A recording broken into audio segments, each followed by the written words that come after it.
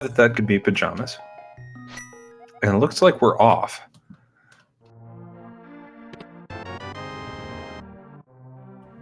Okay. A shield in the starting house for these two runners.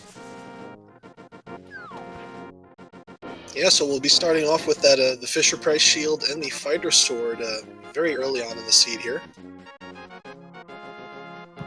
Yeah, Asmadi not picking up the sign, skipping the tree pull at the start, but WeightyWords does it and gets 4 bombs at the start.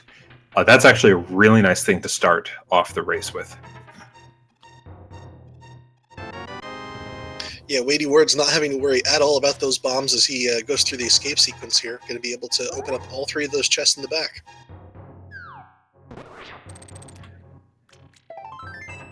And I like this sword charge by Asmadi as he ran down the corridor, just to make sure that any enemy that appeared he'd be able to deal with.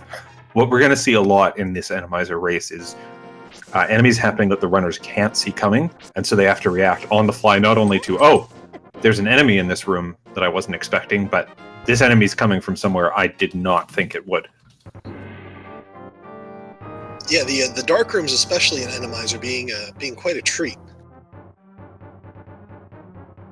Oh, I like how WeightyWords took out another enemy so we could do another tree pull, getting up to 8 bombs now.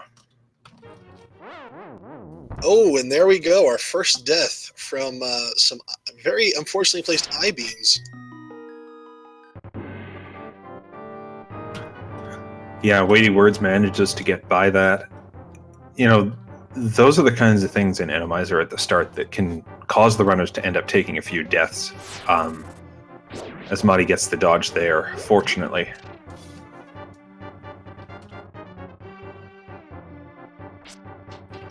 And we did see a key in the map chest of the castle, which means not only can these runners proceed, the logic kind of expects them to proceed, so we might be actually seeing some progression further down here.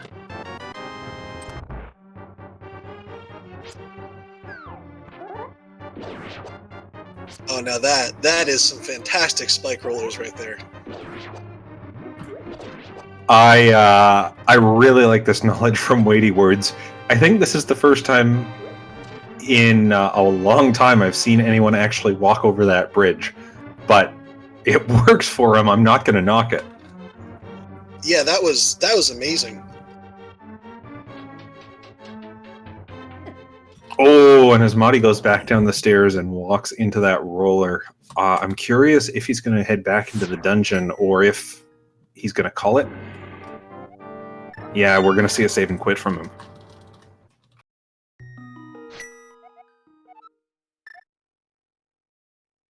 So Asmadi right now, hoping that there's not going to be too much of critical importance in this Zelda chest WeightyWords is about to pick up. Okay, just some bombs there.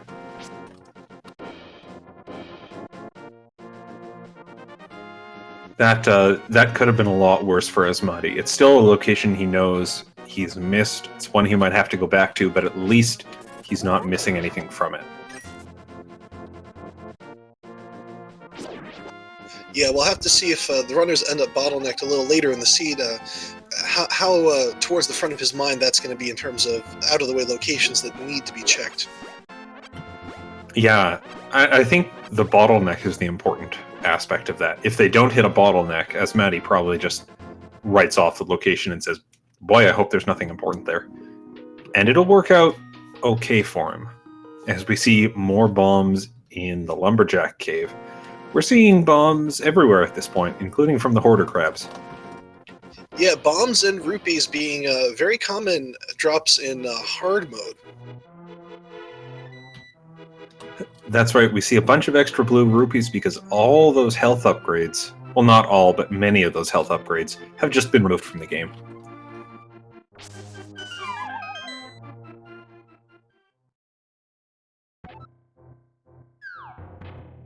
Yeah, so if you're just joining us and you're not familiar with the hard mode settings, that's going to mean we will only get a maximum of a tempered sword, a maximum of blue mail, a maximum of fire shield. Only 14 total hearts are available in this seed, and it is not uncommon to see runners finish up with less than 10 hearts in this difficulty. That's right, and with these bosses being shuffled around and the odds of or the decreased maximum sword, we might be seeing something like a low percent Trinex or Vitreous fight, which is the kind of thing that can really tax these runners. There's a Master Sword in the back of the Thieves' hideout.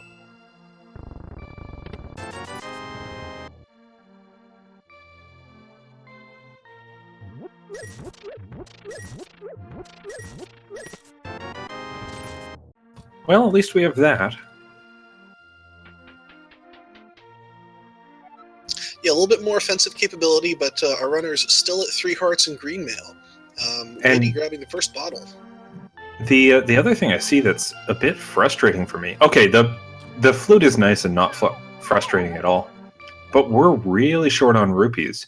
WeightyWords is getting some. Oh, and that last chest gives him just enough to check the bottle vendor.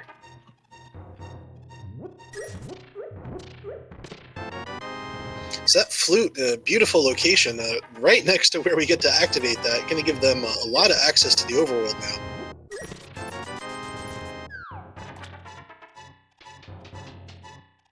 Yeah, I'm never one to knock a seed where the flute shows up before 10 minutes in, and at the very least, if it doesn't unlock anything, you've still got mobility. Now, we might see them float up to Death Mountain and try to rescue the old man in the dark. Always a bit dicey when you're playing an Randomizer to do dark rooms.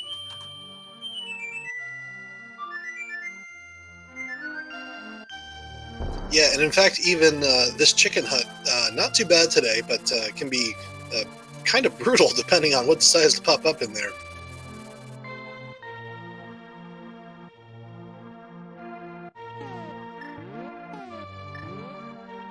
All right, so there's our Power Glove, first lift upgrade already.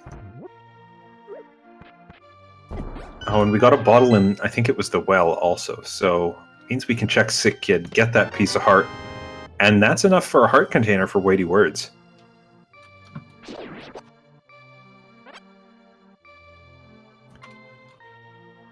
I think it won't be the 4th piece for Asmadi, since he missed one in Escape, if I remember correctly.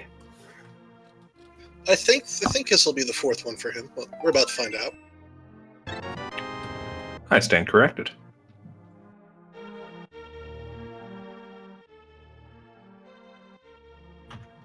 And just 10 hours in the library, not worth backtracking for when they get the boots.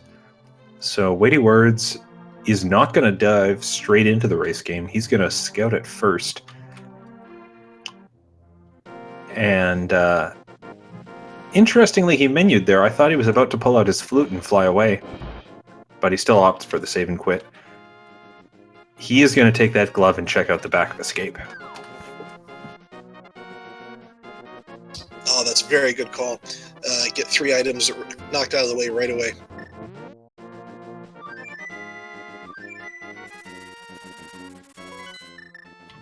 But Asmadi is going to skip on that and head straight down to the dam. I expect WeightyWords will be at the dam soon, but Asmadi may delay the back of Escape a bit. Hopefully not too long, because that's a Moon Pearl hiding in the back. Yeah, so we are just 1 item away from our Dark World access already. Looking for gloves or hammer.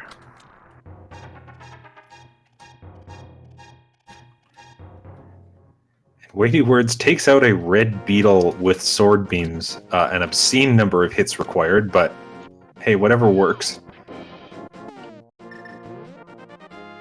And he is on his way through the back of Escape in the dark. This is challenging and a bit frightening, but at least he can see most of those enemies.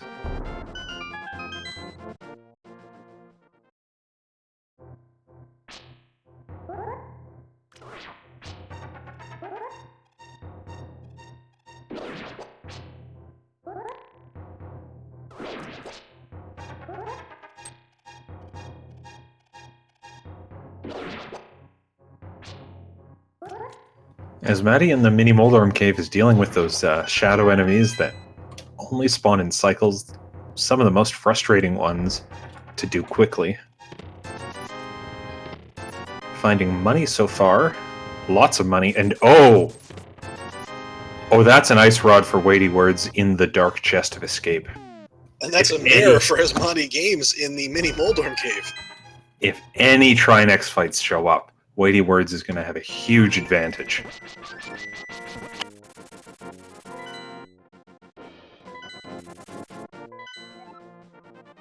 And we finally get a map check from these runners. That's a regular crystal over at Eastern, the green pendant hiding in Desert, and a red crystal up in the Tower of Hera, which, you know, Asmadi has accessible right now, and WeightyWords is going to have soon.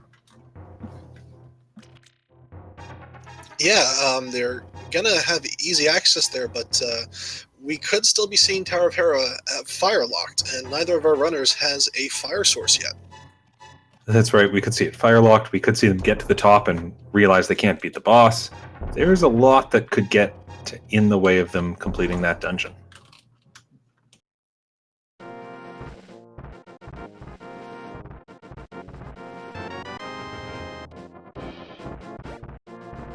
Asmadi getting some nice blue mail from the old man. That's going to be it for the mail upgrades, but still nice to have that this early in the seed. Yeah, when you're running around with 4 hearts and random enemies on the map, any little edge you can get is going to hurt. Or help, I should say.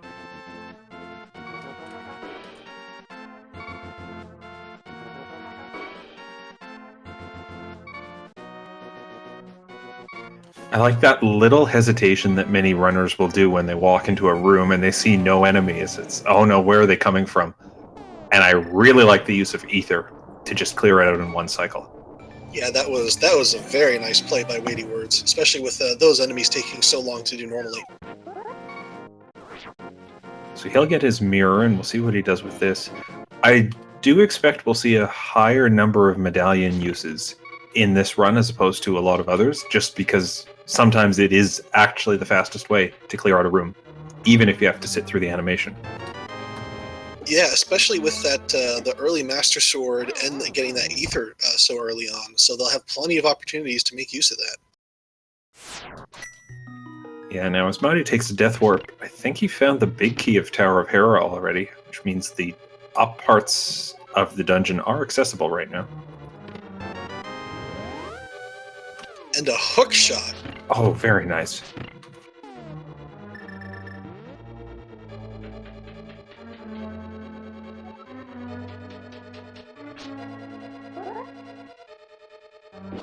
WeightyWords finding a shovel in the Ice Rock Cave.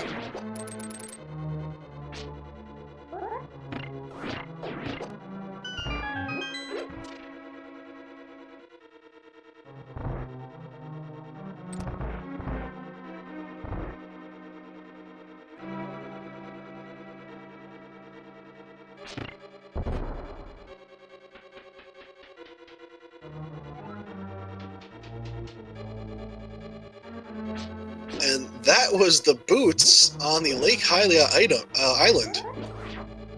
Oh. Well, the good news is we know where the boots are. The bad news is we're going to need the flippers and Dark World access to get them. That's a bit longer than I'd like to see.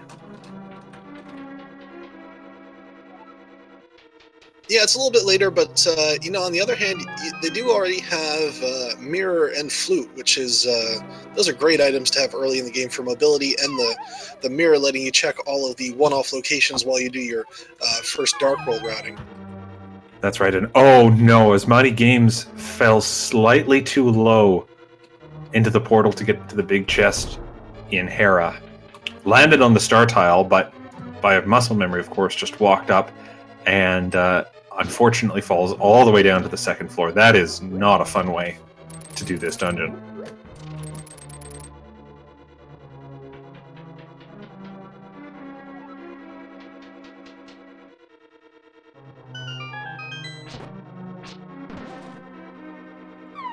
We'll see if he's high enough this time. If you want to be absolutely sure you're not too low, it's best to just fall in from the top.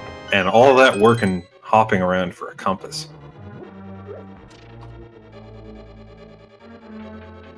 So we did get our map already. I think that means we will have an item left in that fire-locked basement.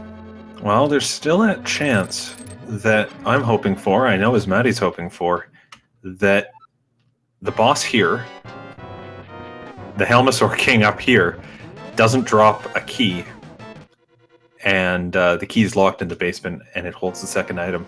Interestingly, he's going to leave that fight. It is possible to do it with bombs, using the bombs to knock off the Mask of Helmasaur King, but it can be difficult to set up. Yeah, with the Moldorm arena and having to fight Helmasaur there, I'm not surprised he noped out of that.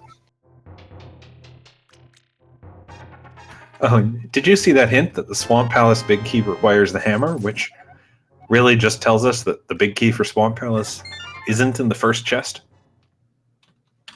Yeah, not an especially great hint. Especially not when Swamp Palace is a blue pendant. We see the red pendant over at Turtle Rock, and the other 5/6 crystal in Palace of Darkness. Thanks for the slightly longer than usual map check, WeightyWords. Really helps us read the map properly than the split-second check some runners give us.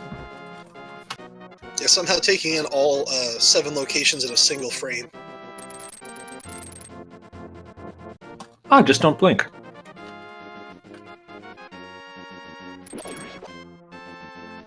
So we'll see when Weighty hits the top of this dungeon if he opts for bomb strats. I believe it's 5 bombs needed to take off the mask, 4 or 5. So as long as he doesn't spend too many here, he'll be able to do it.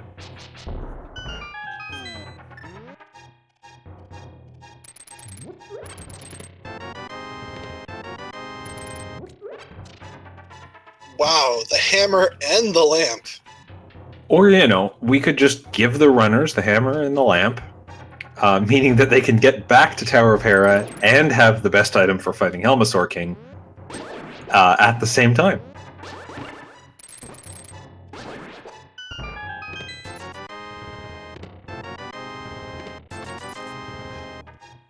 And there's those flippers. Okay, so we have boots accessible now on the Lake Hylia Island between the hammer for Dark World access and those flippers. Oh, WeightyWords misses the bomb jump, falls 2 floors.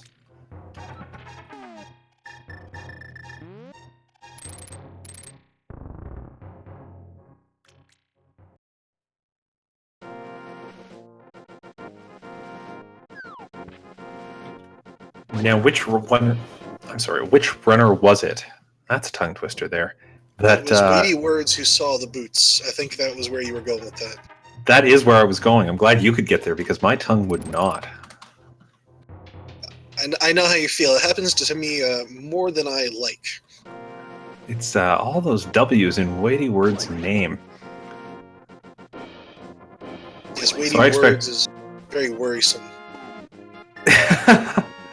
I expect we'll see him dip into the Hype Cave area very quickly, if for no other reason than to pull his boots. Interestingly, Swamp Palace is fully completable once he gets that hammer, but I can't imagine he wants to full clear a pendant swamp when other stuff is available. Yeah, especially since once they get that hammer, that's going to give them full access to all the Dark World, Overworld stuff. And be surprising if we didn't see any other items that might help us progress in there. And he's going to go for it, the bomb strats. The interesting thing about a Helma fight here is sometimes bomb strat is easier than hammer strat because look how that Helmasaur King is just sitting on top of that hole. You do not want to walk up there with the hammer hitbox or you might just get knocked in. So he's plinking away at this thing, being very deliberate with his bomb usage. And I think he knocks one into the hole there.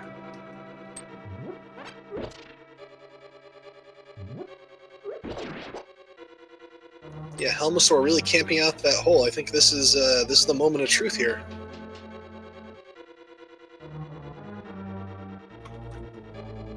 Just move to the right and stay there, please. You big masked jerk.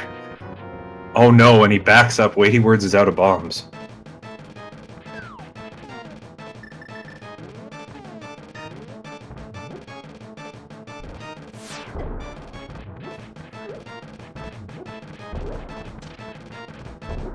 So we're going to see WeightyWords. Oh, go ahead. Yeah, I was just going to say, even with that hammer, Asmadi is still opting to throw all the bombs that he can to get this get that mask off. Unfortunately, I think he only makes contact with one, so still going to have to mostly do the job with the hammer. Asmadi's getting some hits in here, at least coming from the side. As long as he doesn't get knocked down that center hole, he should be safe to get through this. Yeah, making very good use of that hammer charge, helping out with the hammer hits. Sorry, the sword charge. Oh no! And he gets the mask off and falls. That's the other challenge of Helmasaur. As soon as that mask breaks, he starts doing 2 attacks at a time, which means he can walk forward and swing his tail and just smack you.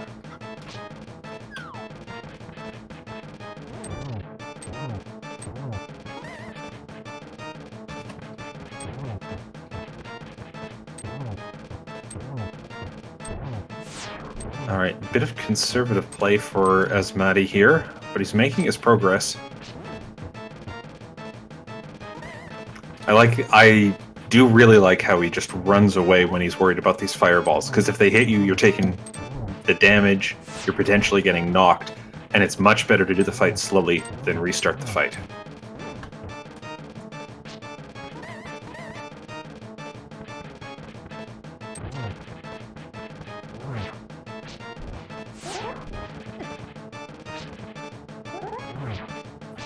And 4 spin attacks with the Master Sword will get him through this fight. We've seen 2 so far. Oh. 1 more slash required. As Helma now sits in an unhittable spot. And there we go. Oh, I feel like I can breathe again. Nice work from Asmadi, but not a fun fight to be doing.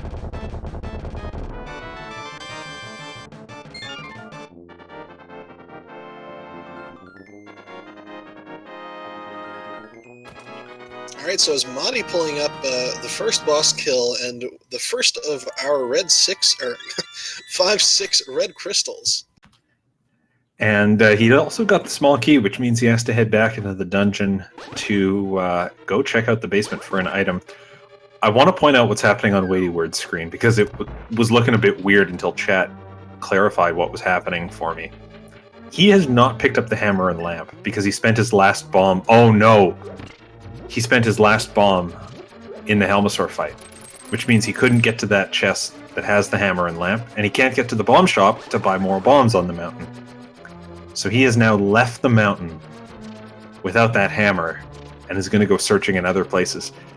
That is very inconvenient and very frustrating to see on his end.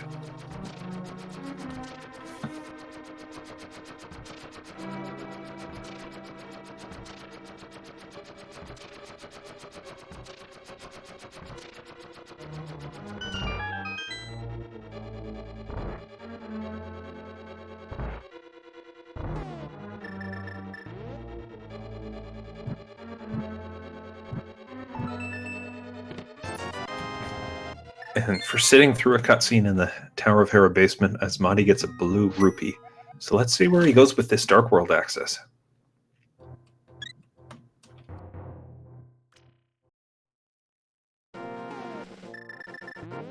So WeightyWords putting those flippers to good use and getting the fire rod from the hobo.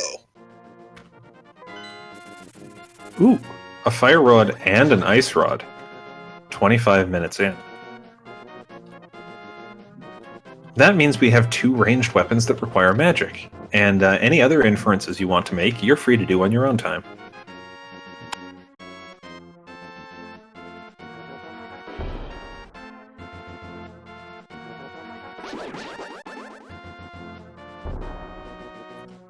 So yeah, we have an interesting situation here with WeightyWords having left the lamp and the hammer up on Death Mountain, but Asmadi left the ice rod in the escape area. And we know that Weighty is going to need that stuff, and hopefully he's going to get the bottleneck without Dark World access, and that'll drive him back up to Death Mountain soon. But that ice rod may or may not be a factor for Asmadi as we come through this. Yeah, and WeightyWords has also just pulled the bow from the Waterfall of Wishing Cave. You know, with the rest of the Dark World open to him, Asmadi may not head over there for a while. Of course, bow's not required for much other than Palace of Darkness in Randomizer, since most of the must-kill with a bow enemies get shuffled out of the pool.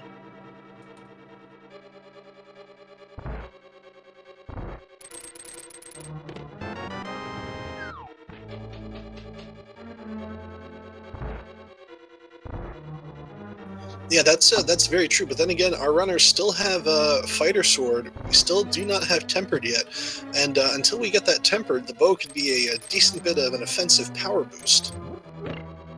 Oh yeah, there's no question about that. And good news for the WeightyWords fans in the audience today. He is back in Paradox Cave. He did not want to leave these two chests behind, and it will play to his advantage. There's the hammer for him. Wonder if he takes this and heads straight back to Hera.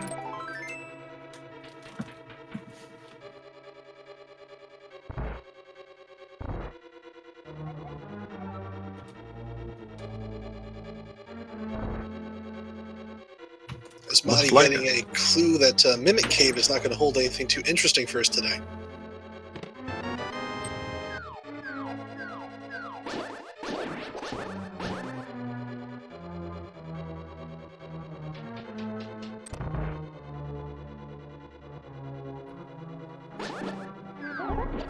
That's right, and now did Asmadi just skip the vanilla big key chest in Pod?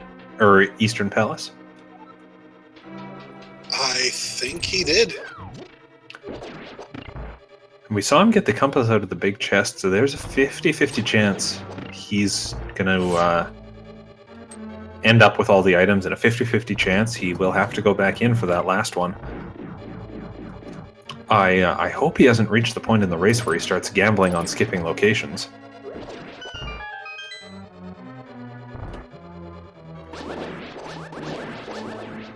An almost vanilla room.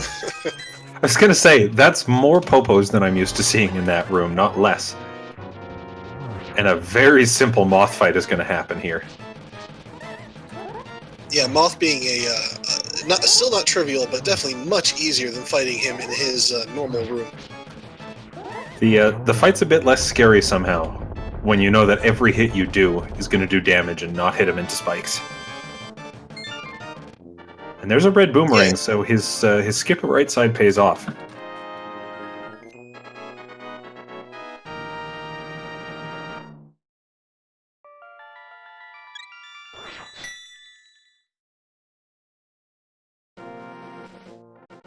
We're seeing a pretty strong start from AsmadiGames here. 2 crystals less than 15 minutes in, as well as Dark World access. WeightyWords coming up on that Helma refight. Let's see how he handles it.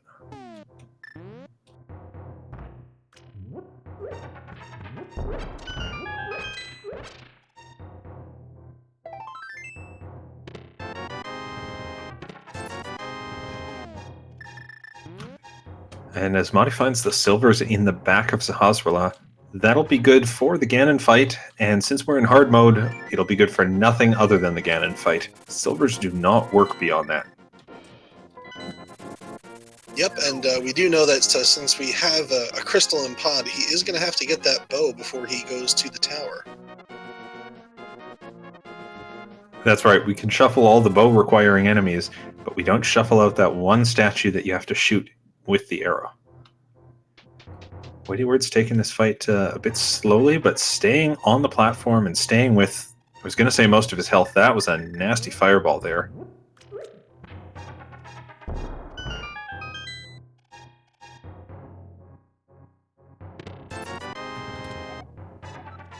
And Asmadi is starting to run out of locations. He does not have the Moon Pearl yet, needs to head back to escape, and when he does that, hopefully he gets the Ice Rod as well.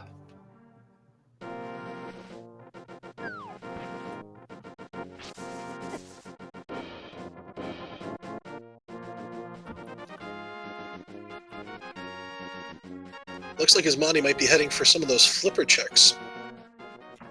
Oh, but he's also going to buy bombs first. This is the first race in a while where I've seen both runners have to buy bombs more than 10 minutes into the race.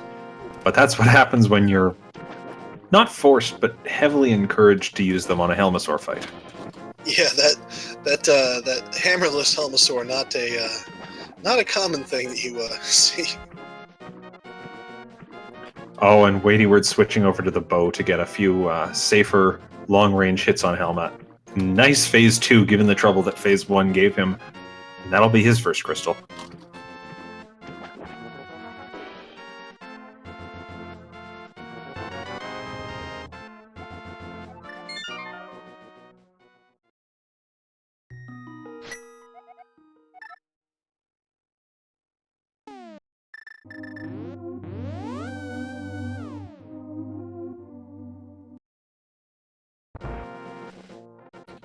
Meanwhile, Asmadi is save and quit to the Sanctuary, which means he is doing Back of Escape. We are going to see that Moon Pearl for him, finally. Yep, and with that lantern in tow, I think we're Oh wait, is he? Is he setting up for a Houlihan? He was, and he did it. If that wasn't an intentional Houlihan, I don't know what he was aiming for. I'm not sure. Oh, he's gathering money for Zora.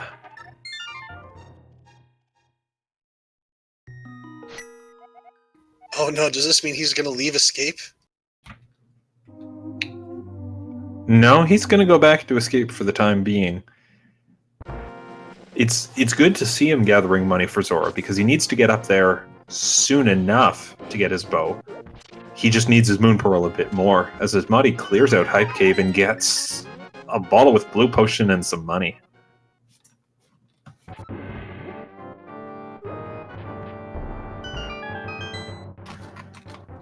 Blue Potion is, I mean, it's still good to have in hard mode, but it only heals you for 7 hearts and half your magic meter, so you can't rely on it the same way you'd like to in normal mode. Asmadi does get the Moon Pearl, but does not go get the Ice Rod. Wow. Oh, we'll have to see how that decision works out. If he never fights a Trinex, it's fine. What if he doesn't fight a Trinex until Moldorm 2? Well, you can't fight a Trinex in Moldorm 2. It won't spawn in that room because the floor is a bit too mean. But it can spawn in Lanmo 2 and still be required. And if that happens, he ends up searching the world for the Ice Rod. If he gets bottlenecked by a Trinex a bit earlier, maybe he'll end up going back to Escape for that, and that could still work out okay. But it's certainly going to be something that eats away at him and eats away at us for a long time. Conversely, WeightyWords probably picked up that Ice Rod and was really, really happy because now he can hope for Trinexes because, you know, he did that room in the dark very early. I think it's safe to assume your opponent doesn't do that play.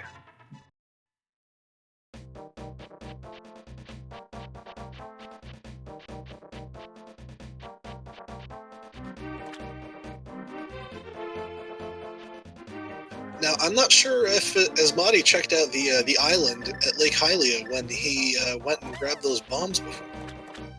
I don't think he did. Otherwise, presumably he'd be heading over to grab the boots now. Looks like instead we're going to see him dip into Swamp Palace.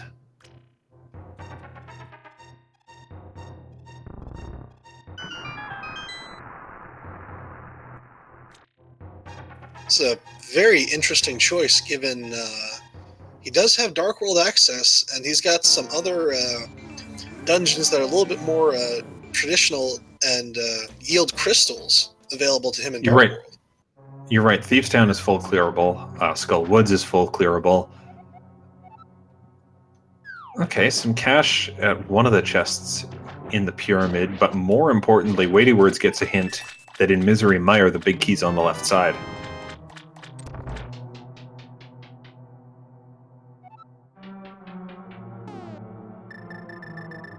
Yeah, that's good knowledge to have. And also, adding to the list of clearable dungeons, I believe he has the equipment to full clear Ice Palace with that fire rod. Well, we need the Titan's mitts. Oh, I was hoping they would be in that chest as I said that. That's right. But we will need the Titan's mitts to get in. You're right, though. As soon as we get those mitts, suddenly that's on the table. Oh, Asmadi takes a nasty fireball shot for a death in Swamp Palace. As WeightyWords is clearing out the right side of Palace of Darkness and finds small keys and small keys.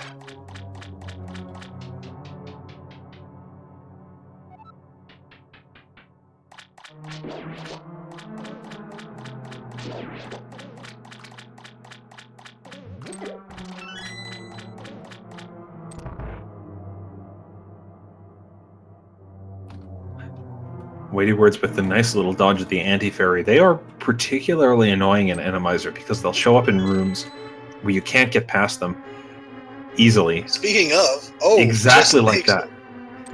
And every time they hit you, they drain your magic.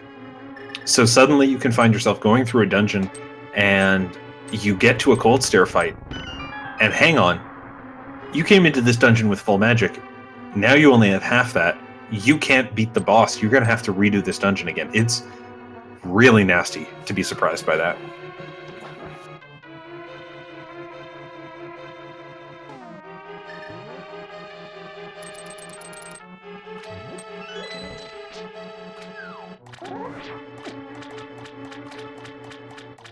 And the Harmless Hellway, not so harmless today.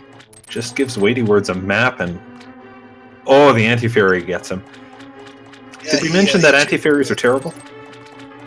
I think that was kind of a theme of pod so far, so lots of anti-fairies.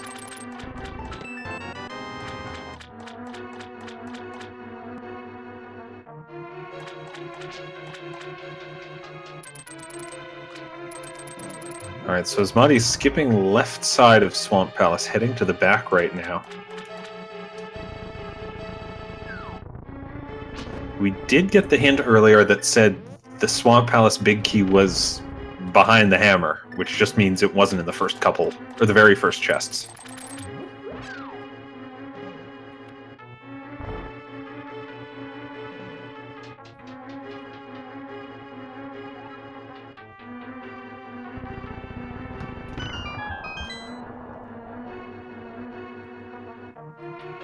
And unless I'm mistaken, WeightyWords hasn't really found any progression or anything big in pod. He's at this point just clearing it for the crystal. Actually, speak of the devil. Well, Tempered Sword, I will take that for something useful to have. But if we're looking for progression, Asmadi just found the Titan's mitts in the back of Swamp Palace. Pendant Swamp Palace, no less. That is huge. Yeah, what a wow! What a play from Asmadi. I mean, I would definitely say the seed was not telegraphing Swamp Palace. I mean, it did give you access and the ability to full clear, but you know, being a pendant, and he's still going through it. And you know, Swamp Palace being as obnoxious to enter as it is, it being a pendant today, WeightyWords might be putting that off until the very end when he looks for progression. He could end up clearing pretty much the whole Dark World before he gets those mitts.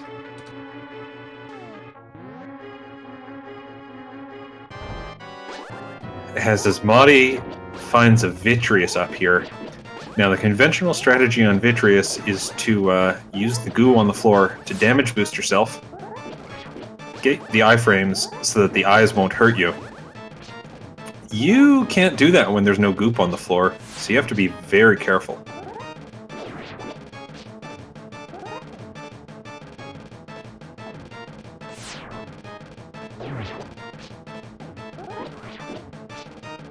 This fight goes a lot easier if you've picked up the bow, but Asmadi still hasn't been to Zora area.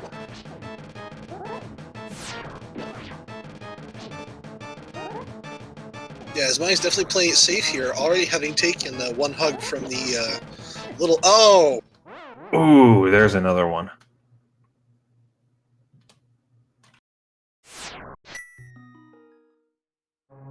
And he's out of that dungeon. I think he does know it's a pendant. And he's got, I think, what he expected to find. Or what he hoped to find. So he can work with that. WeightyWords finds another Mothula in Pod. I suppose it's his first. This one, unfortunately, has spikes, and those spikes are eating a lot of damage for him. But thankfully, with that tempered sword, does let him get through that moth fight without much of a problem. And okay, Asmadi's routing is starting to coalesce for me. I see what he did. He wanted to do all of Swamp, and then afterwards pick up the boots. And I was going to say he goes to Zora here because he was farming all that money, but he's not doing that.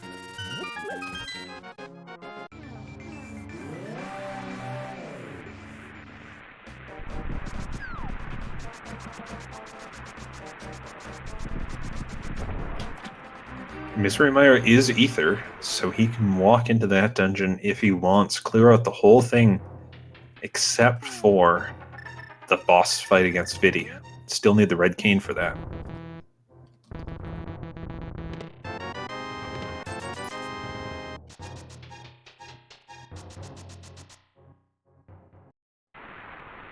Yeah, meanwhile, WeightyWords going through making his Eastern Palace finish. Yeah, this will be a nice, clean dungeon for him. Tempered Sword will work nice. The moth fight he does will be easier than the moth fight he just faced due to the lack of spikes. He will get to 3 crystals fairly quickly.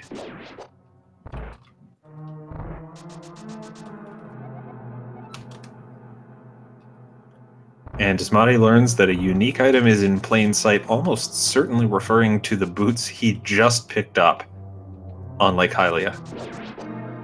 Yep, that seems to be the way that the hints go in hard mode. They're either deliberate joke hints or hints that you needed 5 minutes ago.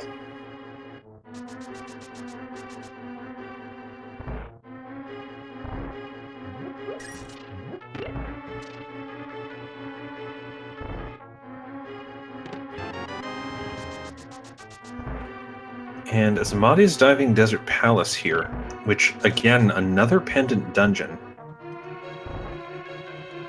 It is the green pendant, so he'll get some value from beating Landmolas.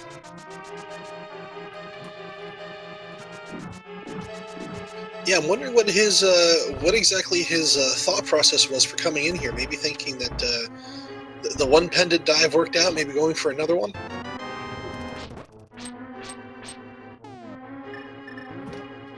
That's a definite possibility. I understand also why he'd want to do the Mire area. You know, that knowledge of, do I have the medallion for Misery Mire, is very important to have. And when you have that, you might as well check the Desert Palace because it's right there, and you'll get 2 items. I can see why he doesn't want to go fight the boss after getting those 2 items, though.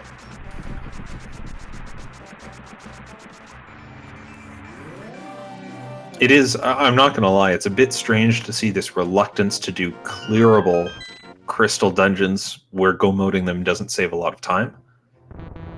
But it's working out for him so far. Yeah. And certainly the early Mitz find does make getting into the Dark World in the Kakariko area fairly faster. Yeah, I think we'll just have to see how exactly Asmadi routes in Zora later. We know he's going to have to get back up there. With the Mire already, that does also raise the question, you know, do you want to walk up to Catfish first? In Asmadi's position, you probably do. It does mean that he can't clear Pod until he goes up there, which, you know, I want to say not having the bow is putting a damper on his progression. But we've seen Pod, we know it's only got the Tempered Sword and nothing else important. We've also seen that Asmadi probably wouldn't go into Pod if he could full clear it at this point, so I'm not too worried about him. I do want to shout out that quick moth fight by WeightyWords. That is 3 crystals, averaging 15 minutes a crystal in Randomizer is a good day. And I like how he saw there was a Dark World portal in front of him, held a bomb above his head, and then walked through the portal. Because you won't get eaten up by your mirror portal if you're holding something.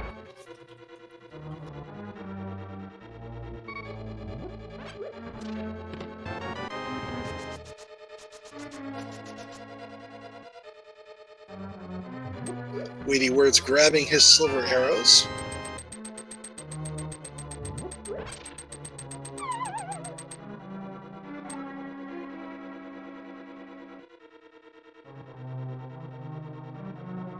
And looks like we're going to see him do the Skullwoods and Thieves Town play as well. Weighty, you don't have Titan's Mitt yet.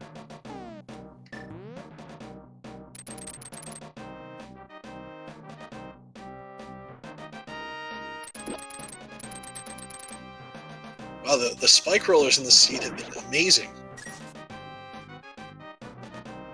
Yeah, we're seeing a lot of hookshot strats to abuse those iframes and make sure that the spike rollers won't hit the runners. This is a pretty terrible firebar to see in this room, since you're trying to push a statue or pull a statue moving slowly. It's hard to do that when a firebar is constantly doing damage. I'm not surprised to see Asmadi skip that room.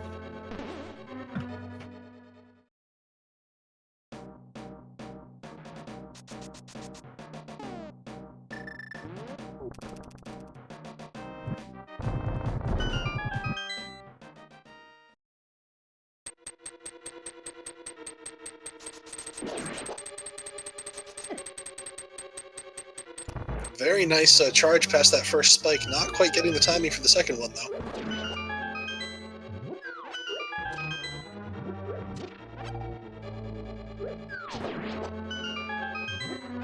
So it's interesting to see the runners both do the front parts of Skullwoods before heading to the boss. Often you'd see a runner skip doing all of that, go straight to Mothula, and then kind of work your way back through the dungeon. Because if Mothula's holding an item, you might as well get that item first. What we're seeing here is, I think, since they're a bit low on health, Asmadi's using a weaker sword, it makes a bit more sense to clear out what you can before the boss, hoping that you get a bit of a gear upgrade to make that go better.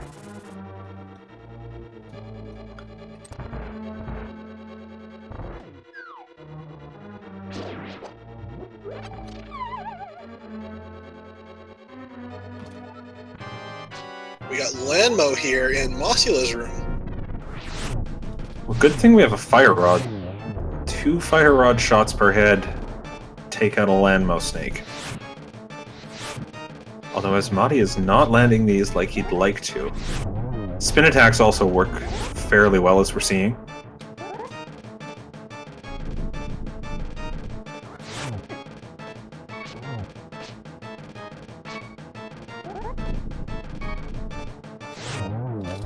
And he dodges those last rocks, gets through the fight, gets his 3rd crystal, and 20 rupees for the effort.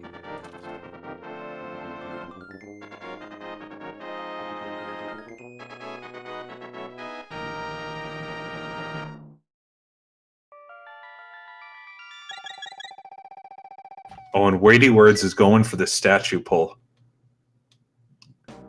Despite having an anti-fairy and a firebar in the room, plus the threat of a wall master, he thinks he can handle it. He's going to take a hit from the firebar here. Almost gets the hookshot iframes to dodge it. Very nice attempt. And he gets through the room. Let's see if it's worth anything at all for his time. Just a map. I'm a little sad the play didn't pan out. I'm very impressed with the play he did there. Yeah, that was not fun. Asmadi grabbing the mushroom from the chest in the back of Skullwoods.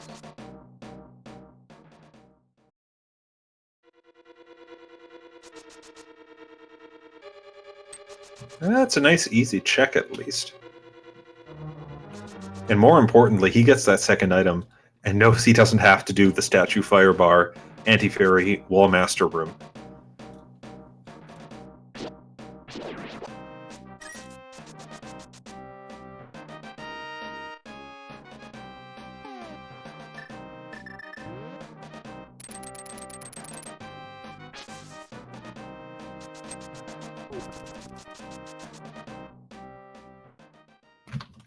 And this works out okay. From here, he can check on the Bumper Cave ledge, and then he can head east and do Graveyard Ledge, Bonk Rocks, King's Tomb, all as one piece. It probably won't lead him into the Dark Cross to pick up the ice rod, unfortunately.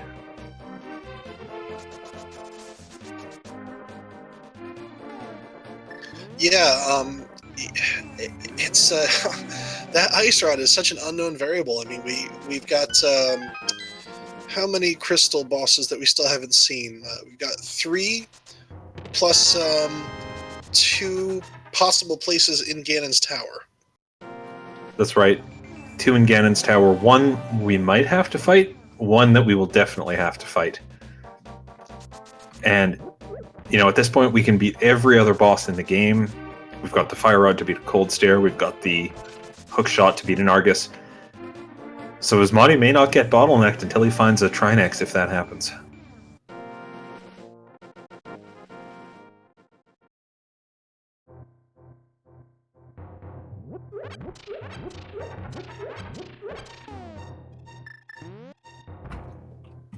WeightyWords using Tempered Sword gets a fairly quick Landmo 2 fight and an item, and Asmadi sees $20 in Graveyard Legend, almost goes to pick it up.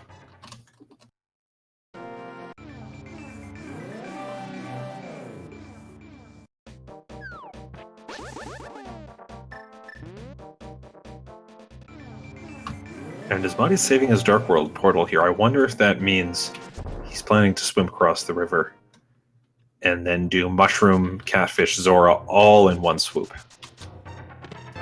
That'd be fantastic routing. All right, there's Bombos. We still don't know the Turtle Rock Medallion, but we might not even need it. So, could be useful. We'll have to see.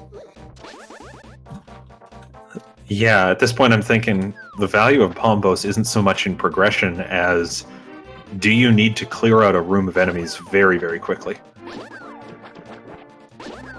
WeightyWords heading back to the Skull Woods area, it looks like. We're just using the eastern exit to the woods to get into the overworld. That makes a bit more sense. And I thought Asmadi was going to skip the mushroom there. He's going to turn it in.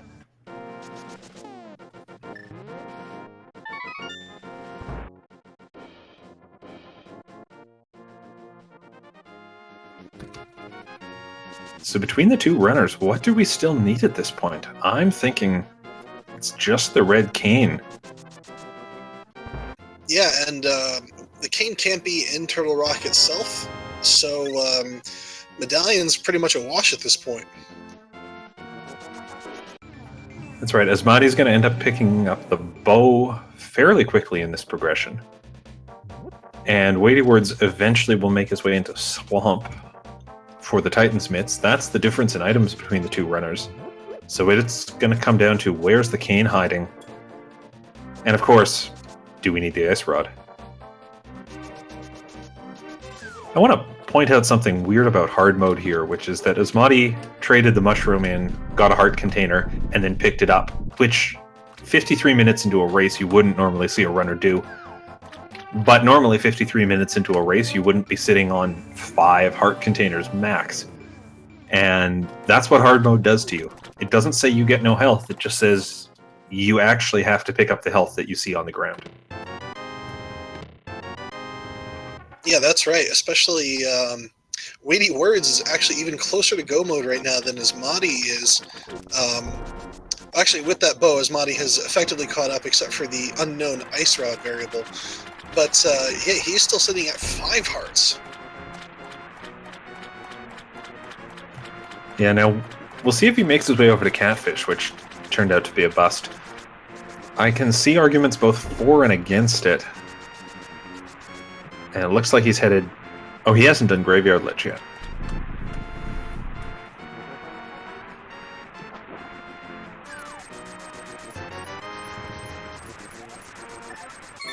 All that money saved up, Houlihan for to get 10 arrows from Zora.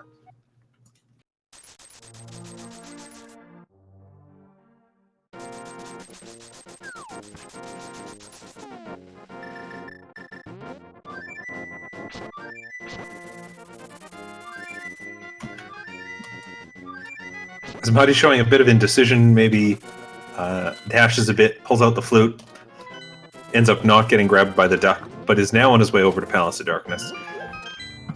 required dungeon, full clearable dungeon, and if he checks that big chest, tempered sword for him, which is the biggest benefit he'll get.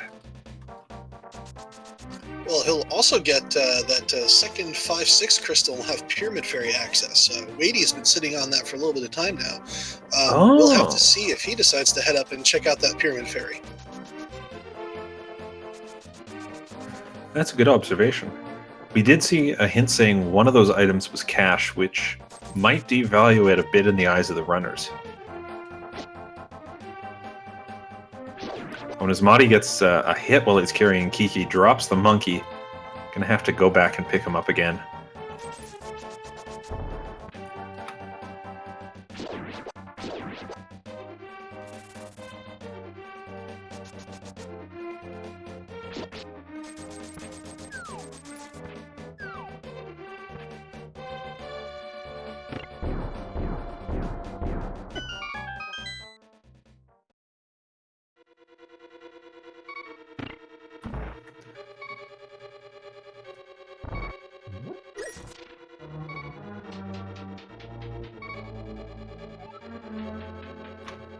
And WeightyWords is showing us Thieves Town right now. Yeah, I'm not much in the front. Sure. The real question is how many items has he picked up total from the pool in the front? Because Thieves Town has this weird quirk in Randomizer where the boss is just spawned already for you. So it looks like he doesn't have enough to feel confident in fighting the boss and potentially finishing with the dungeon right now.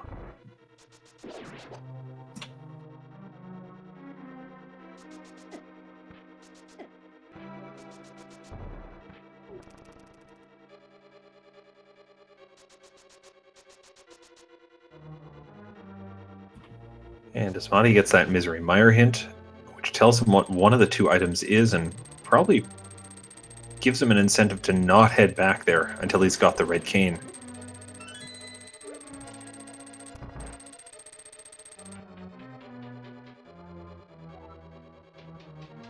Yeah, if the cane is hiding in Misery Mire, it's gonna be a little bit of time, I think, before either runner tries to step in there. Yeah, you know, you could go into Misery Mire. You could full clear it except for the boss fight.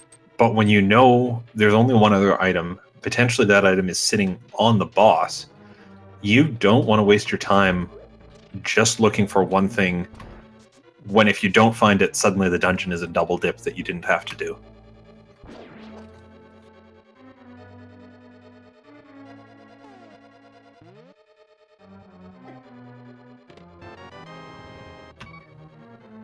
Notice that WeightyWords did not even bother to bomb the floor up in Thieves Town. That's because, as we said, the boss is pre-spawned for you in Randomizer.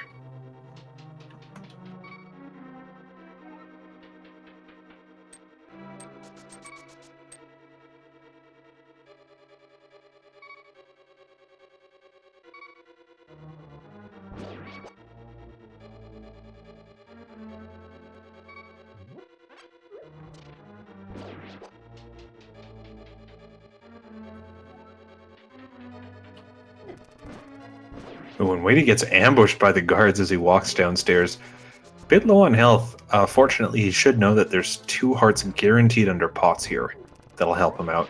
And red guards galore. This is where Tempered Sword really comes in handy.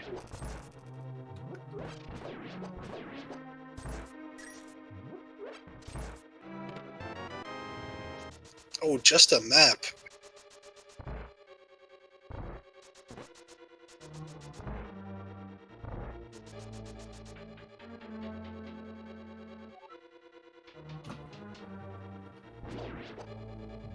And Asmadi trying to get to the back half of Thieves Town, or Palace of Darkness, having some trouble with the crystal switches, gets it through, and now we're going to see how Asmadi decides to navigate all these anti-fairies.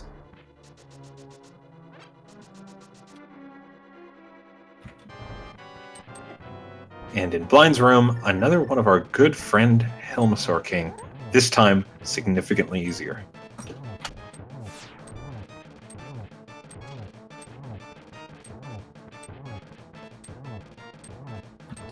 This room is smaller than you'd be used to fighting the boss in, which means you do have to be careful. Make sure he doesn't rush you against the back. But when you're holding Tempered Sword, Phase 2 just goes by very quickly for WeightyWords. And 300 rupees and a 5th crystal for him. So now WeightyWords is now locked behind those Titan's mitts. That's right. What we might see from him here is the big South Dark World loop. Well, he's going to finish up Village of Outcasts first. But we may see him go southward, do the Stumpy, do the K45, and at that point I can't think of much open to him other than Swamp Palace. He'll have to make that dip eventually.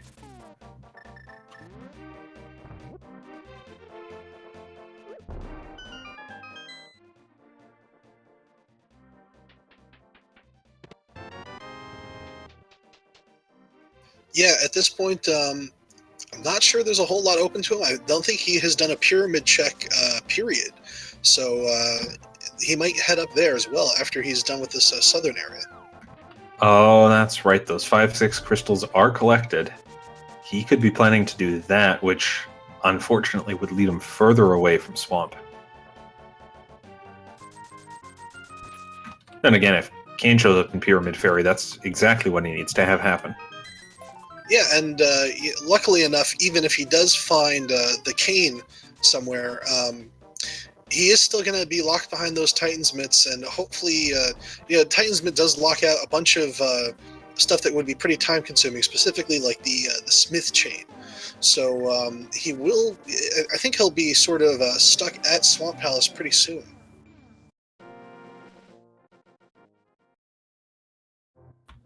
Well, there's the Quake Medallion, which Weighty is going to pick up because he hasn't seen the Mire Medallion requirement, might in fact need it.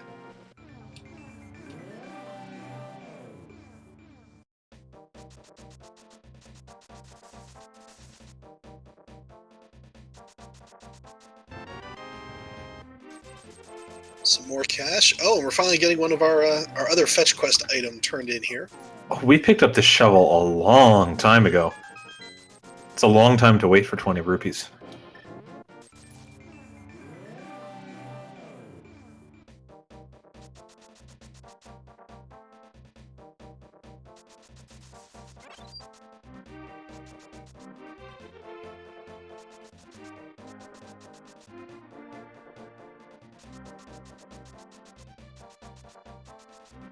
All right, this is looking pretty explosive right now.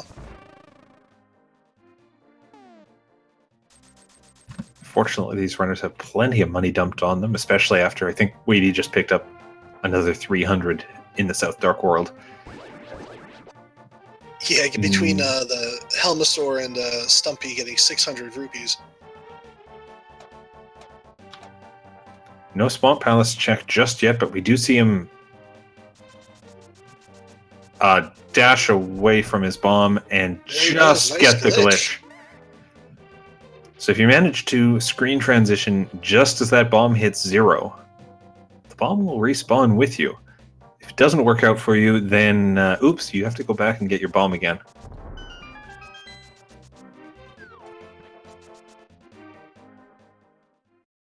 One of these chests will be cash, and the other's a piece of heart.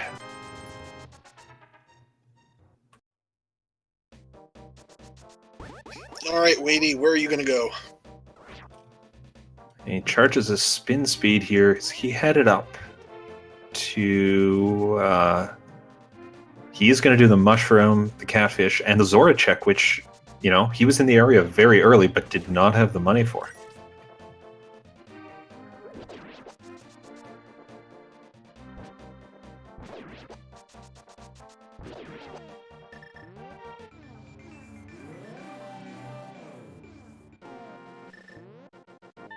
And over on Asmadi's side, we're back in the Dark World, finally checking Village of Outcasts, and we will see Thieves Town at least.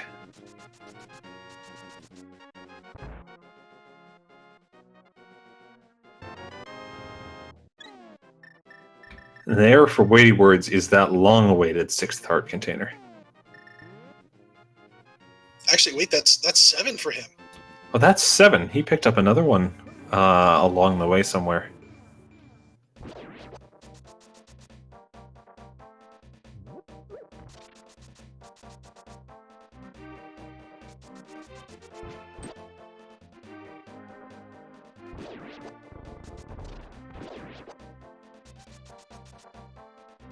So our runners have some interesting choices coming up.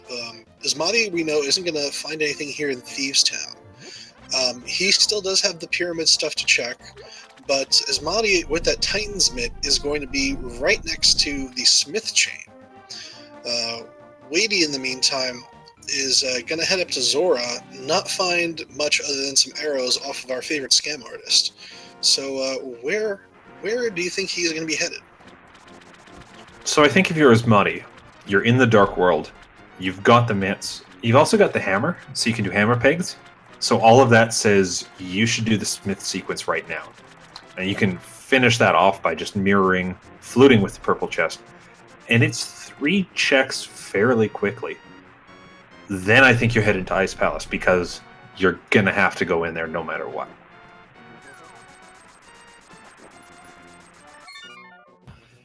If you're WeightyWords, at this point, I think you're pretty much down to Spike Cave and Swamp Palace. So you do Spike Cave first?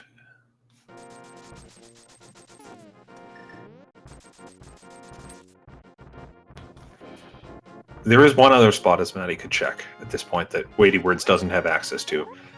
That's Dark Death Mountain, which is a long ways to go. But between Super Bunny Cave and Hookshot Cave, that's 6 chests. Maybe that's more of a priority than Ice Palace? That's a great call. We'll have to see how Asmadi decides to route this in, but yeah, I don't know. I would think the more local checks would be the first thing he'd do, but we'll see. The thing about the Smith sequence is now is absolutely the best time to do it. If you don't do it now, it's going to be a while before you find yourself in the Dark World, in the Village of Outcasts, in a good setup to do it. And Spike Cave is just a piece of heart for WeightyWords. So he, at this point, is bottlenecked into Swamp Palace, which... Now, here's something we didn't think about, or we haven't thought about for a while. We haven't seen every item out of Swamp Palace. Left side was skipped. Asmadi took the death on Vitreous.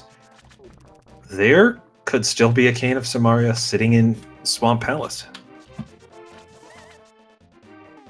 And I can't imagine that WeightyWords doesn't full clear this dungeon here.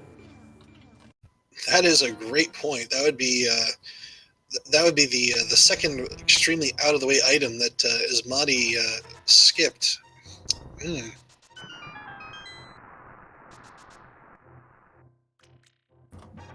Asmadi also, got 2 items out of Desert Palace, but didn't go to kill Lanmo because there was no item on Lanmo, which is something WeightyWords could be looking at.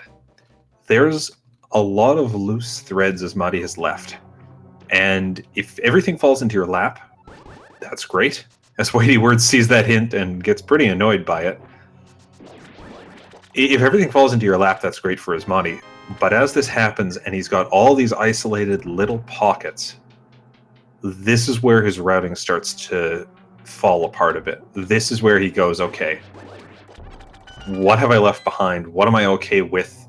If the cane is there, I've just lost the match. How does he approach that?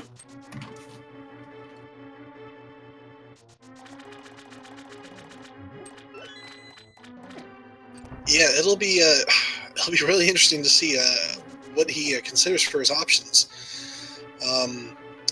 Yeah, meanwhile, we got WeightyWords headed through Swamp, and we'll see that left side.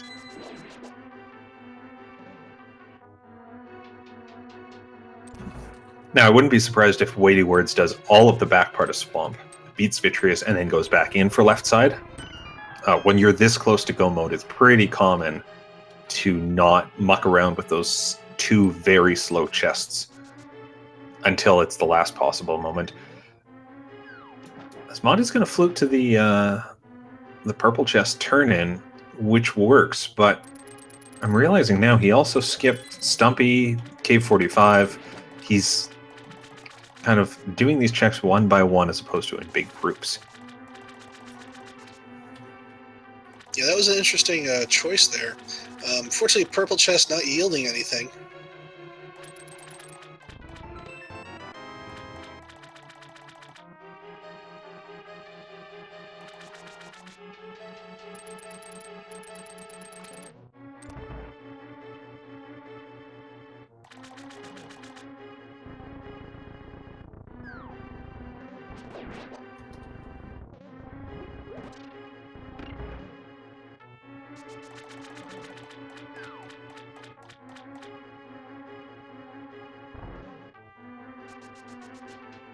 Alright, so WeightyWords heading into the basement of Swamp Palace.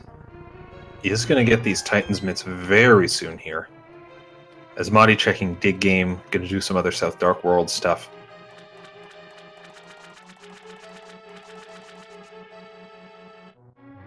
Yep, get his piece of heart right here.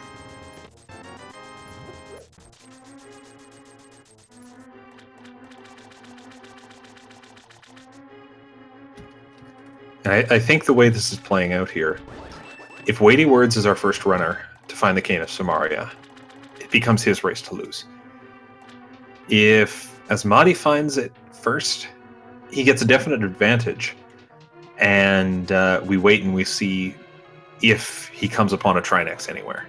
And how early he hits that Trinex might depend on how hard the search for the Ice Rod is for him. Yeah, I mean, if you needed the Ice Rod just abruptly towards the end of the seed, I mean, where would you even... you know, how long until he even thinks of escape? There's so many other options available. Well, and, you know, this might be why Asmadi's putting off Ice Palace, is because if it turns out he gets to the basement and there's a Trinex there, that's a lot of time invested to get blocked. WeightyWords doing tempered spins instead of mastered spins on the Vitreous fight cleans up the eyes fairly quickly. He just has to make sure not to get bodied by any of them. And he's through phase 1, so 8 arrows will clean this up for him. Oh! Close.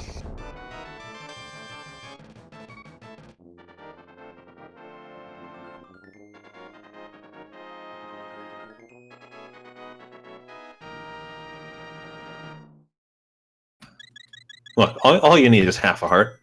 As long as you're still alive when the boss goes down, you're fine. WeightyWords also skips left side swamp. Alright, so we got another... some more item locations that could be holding that cane. It's okay. I'm only very, very nervous for both of these runners at this point. Alright, WeightyWords is making the check up on Death Mountain. Gonna find out if Cane of Somaria is hiding in Super Bunny Cave or Hookshot Cave. Yeah, I think he's probably been wanting to do this for some time and been very frustrated by that lack of Titans mitts. So this is going to be his priority play, and from here, I can't imagine we'd see anything other than a flute to Mire. That's right, but look where his body's going.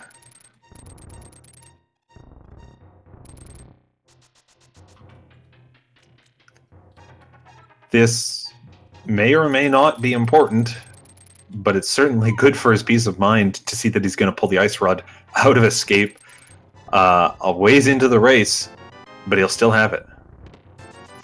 Yeah, and again, as you pointed out, that Ice Palace boss, possibly being Trinex, is no longer going to be something that is on his mind. He's now capable of killing every single boss.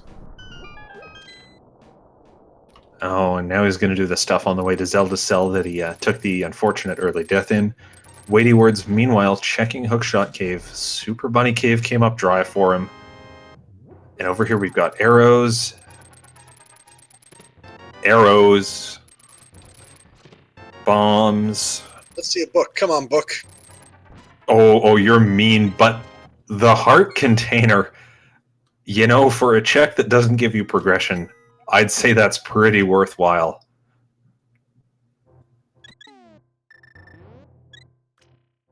Yeah, that's got to feel nice, especially since Weighty, he had the fewer number of hearts for a longer period on this seat. He was the one stuck at 5 hearts forever, and he has almost gotten up to oh wait, that's 8 hearts. So, but still, you got to feel much better for him. 8 hearts in blue mail is enough.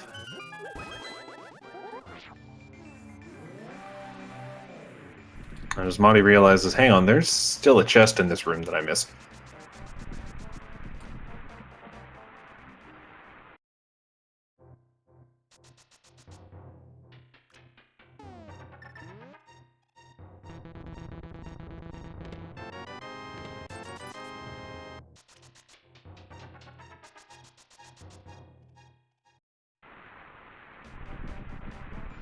Looks like WeightyWords is also going to do the Desert Palace check. And yes, Asmadi, you do need to take out that Popo, weak as he is, for that big key.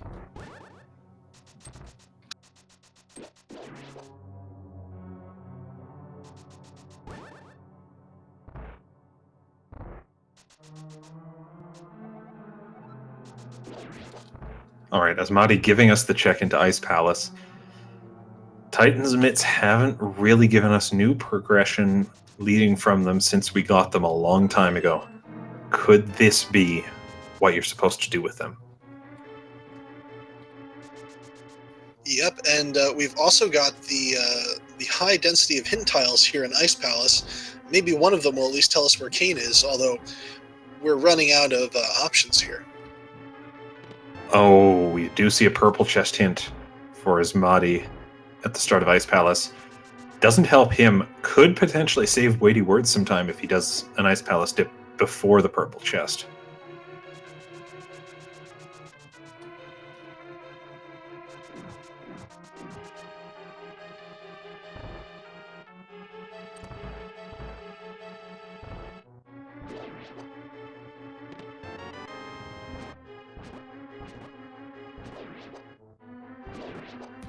And as Asmadi enters a room filled with enemies that either are immune to damage at times or take a lot of health, this is the kind of room where I'd like to see Bombos busted out, where you just say, yes, I know it's going to take some time for the cutscene to go, but I'd rather that to taking a bunch of hits and still taking a lot of time.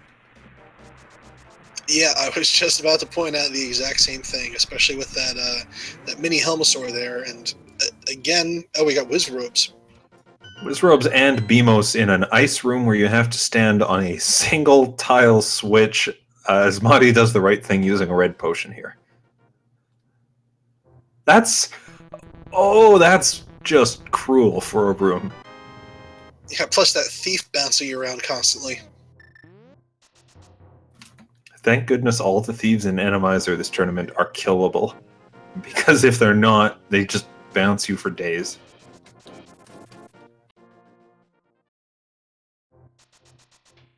Did Asmadi do the Sagina check when he was in the desert area? I believe he did.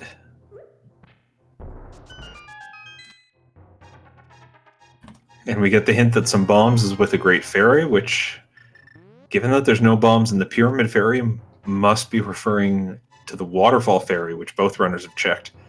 Not great.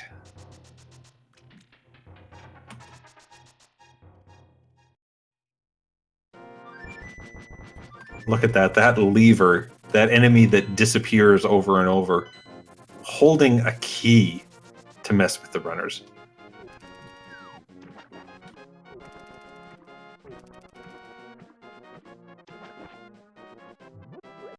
Back and forth a bit, but Asmadi lines up the bomb jump, makes it through, and WeightyWords is hot on his tail.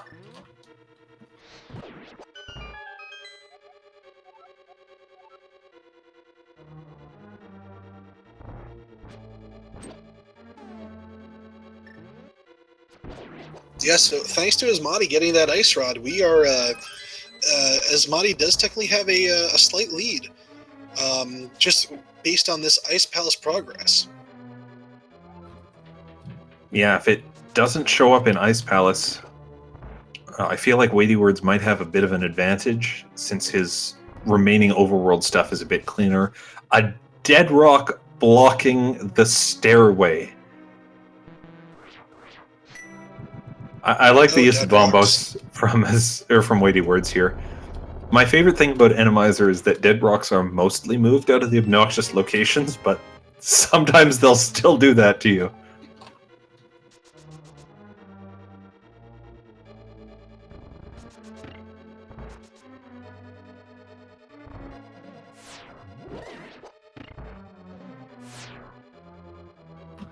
Alright, so a piece of heart in a chest on the right side. That's the first of our 3 Ice Palace items for Asmadi.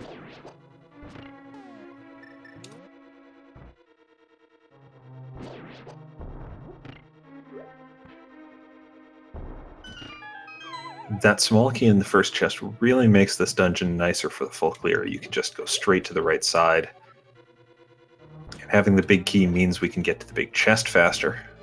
Potentially, on a good day, skip the iced tea room.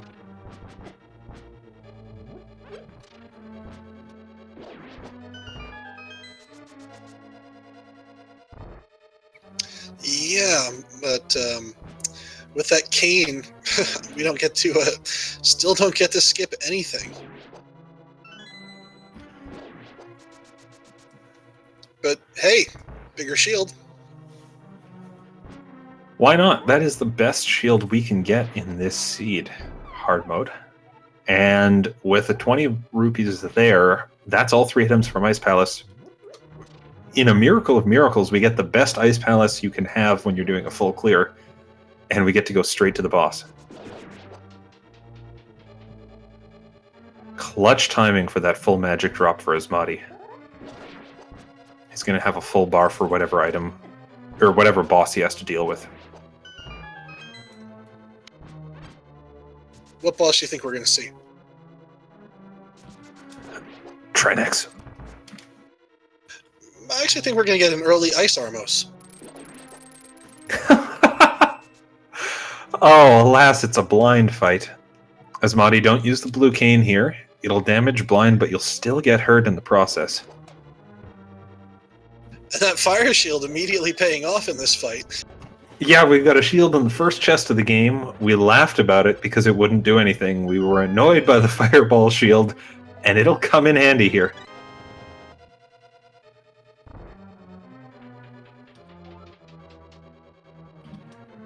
This is a dicey fight to do when you don't have blind following that predetermined path.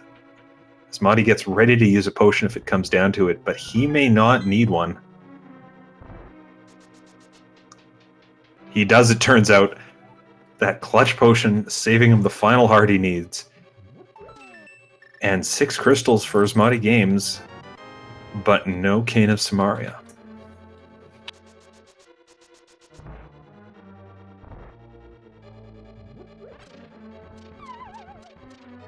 I don't know where it is. Where do you think it is at this point, Tao? I don't even know. I know exactly where it is. WeightyWords just checked a hint tile and told us. Oh, what was it? Western wing of Swamp Palace. Incredible find for him, as he knows exactly where to go. In fact, he just mirrored out of the dungeon. Perhaps a bit preemptively there, since he still needs to go and kill the boss down where Cold Stare is. Both runners skipping left side swamp. Cane of Somaria hiding there, but WeightyWords has the knowledge that he has to go back. That's going to be big for him. All right, so Asmadi's hopping up here. We're probably going to see Super Bunny and Hookshot Cave. At that point, he's got to get off this mountain and get back to Swamp Palace as soon as possible. Yeah, if he does that, things can work out okay. It's it's that green pendant in desert that he's got available that has me worried for him. I suppose that's about it. He's pretty much covered everything else at this point.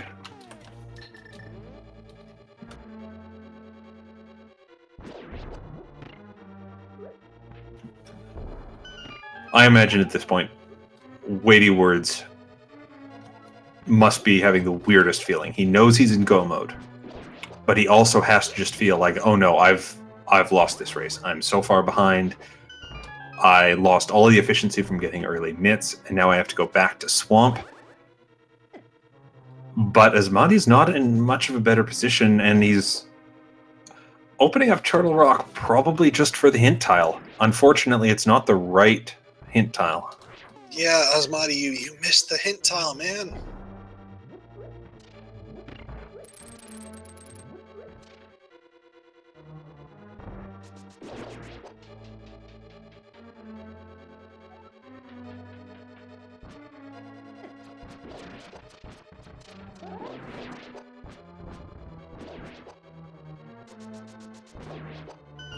Alright, so WeightyWords is making his way back through Ice Palace, most of the way through already, and he does get to treat it as a go mode Ice Palace this time around.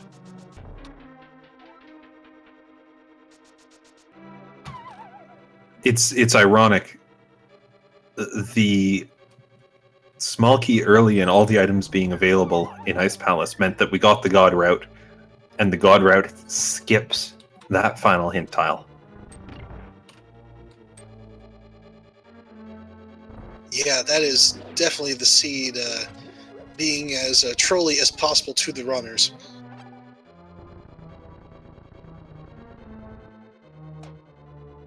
And chat does correctly point out that as a result of that, he won't have the fire shield when WeightyWords does this blind fight. So hopefully he doesn't tank too many fireballs. I think he does have a potion if it comes down to it.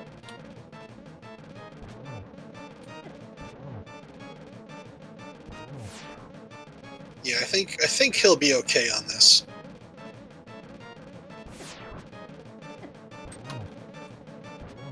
Tons of stuff just flying around this room, but Blind runs to the south. WeightyWords gets the hit in. And that's a 6th crystal for him, with him almost in go mode. Or almost with the cane.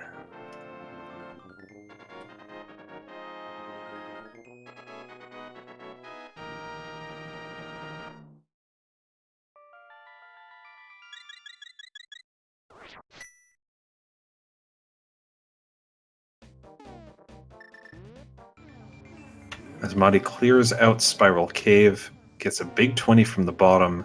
He's going to flute away from here to somewhere, but if it's not Swamp Palace, this is it for him. And even then, he's going to have a hard race to catch up with. WeightyWords already ahead, and Weighty pulling out some of the better plays in execution, and particularly medallion usage this race.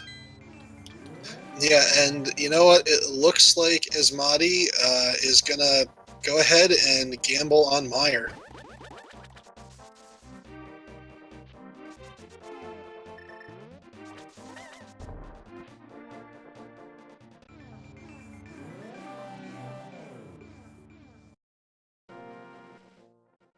Now, who was it? I think it was one of the devs said that nobody has ever won a race from skipping left side swamp, but plenty of people have lost races from skipping west side swamp. That is something that Christos has said in the past. I mean, he's right, except for all the times when skipping left side swamp has won people a race.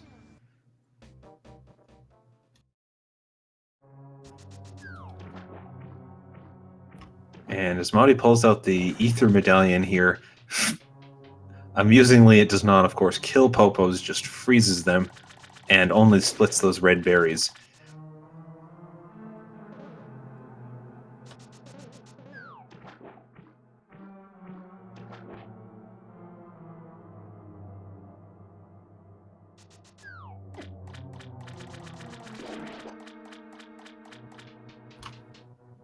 So he's going to head into Misery Mire. He does know the big key is on left side, which could speed up a bit of his routing through here. But it's not going to be enough, as WeightyWords is doing the Rube Goldberg machine type puzzle to move the water. He knows where he needs to be. It's left side swamp.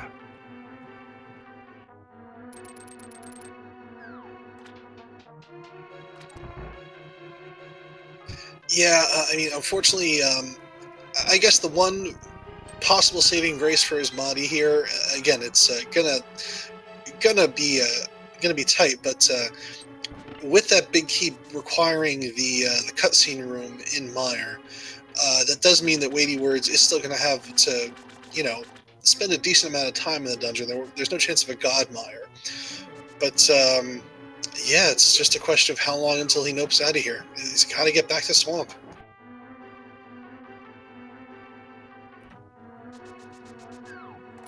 There is also the added cost. A Mire double dip is never fun.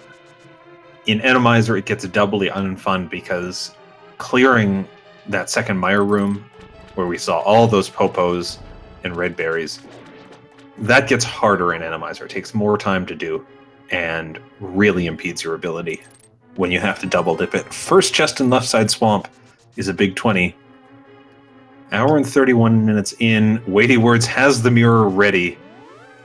Did he not pick up the chest? And accidentally mirrors before opening the chest he needed. Weighty, what are you doing?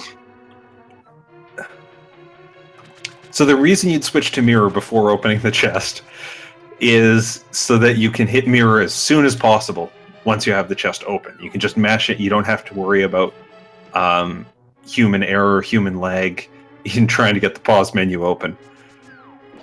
That is the problem twice in this seed that excitement over the cane has caused him to prematurely mirror. The problem is that can happen, and it's fairly costly for him to run back through.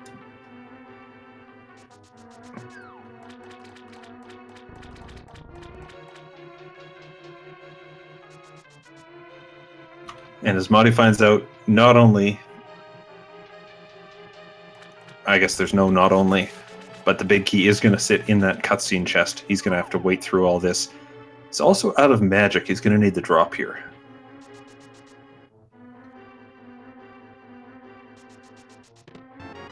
And there we are. An hour 32 and some into the race. Weighty picks up his red cane and enters go mode officially. Let's see him head over to Misery Mire now.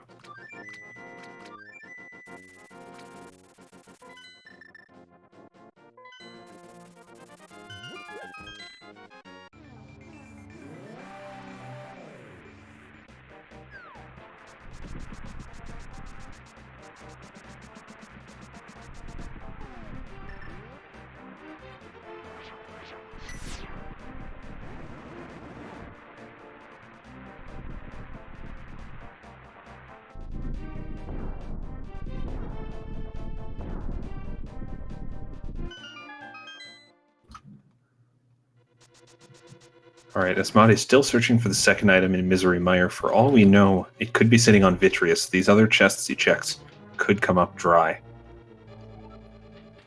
But WeightyWords is also in Misery Mire, and this is his only trip into the dungeon. Let's see how he handles this room full of berries.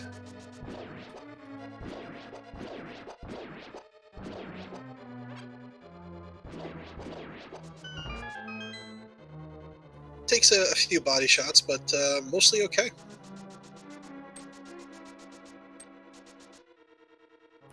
Nice dodge of that spike that was coming down the tunnel at him there.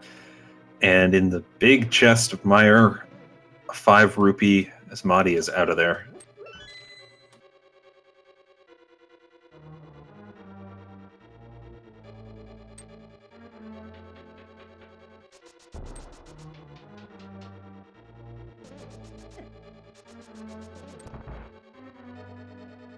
Okay, Asmadi, where are you headed?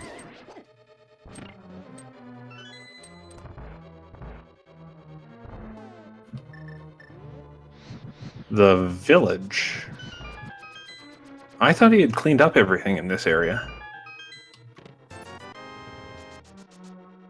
Yeah, I'm trying to think. Skullwoods, it was cleared out. Thieves Town was cleared out. He did the full chain.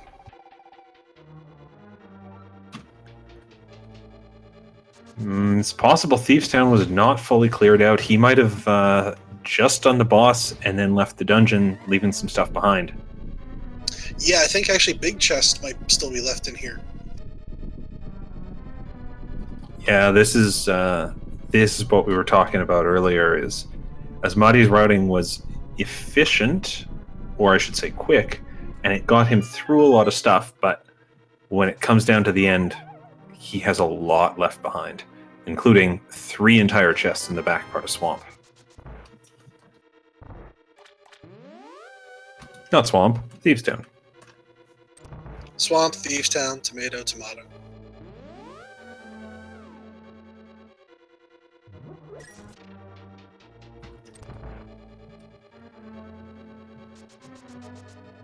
So WeightyWords remembers it might not be Vitreous. He might need all of his magic for this.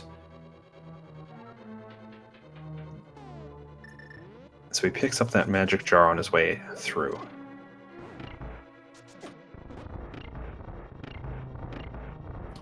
Oh, and sometimes you get that block stuck on you. You get stuck in the block. Pushing it around gets harder. This is why you carry potions with you in hard mode. Yeah, actually, potions being probably the since we don't have an invulnerability outside of that magic cape, probably being the best safety item available. Yeah, magic powder would be good, but we've seen so few anti-fairies since they all seem to have gotten stuck in Palace of Darkness that getting rid of them wasn't even a priority here. WeightyWords goes for the spooky action glitch, does not get it to work, spends some magic in the process.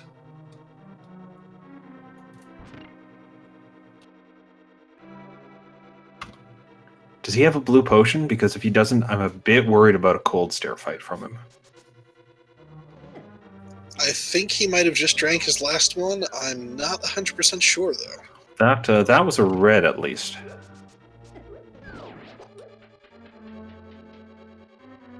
Well, he didn't chug on blind. That was Asmadi that chugged a blue on blind. That's right. So it's only a question of, did Asmadi have to buy that? But it doesn't matter. We've got an Argus fight, and that just needs this hook shot we've been carrying since the Tower of Hera.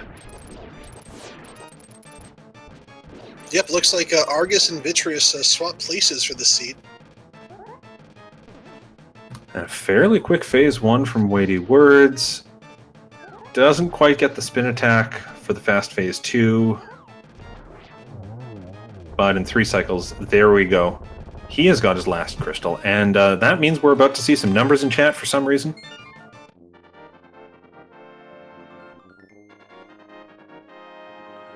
There is a silly little game we like to play.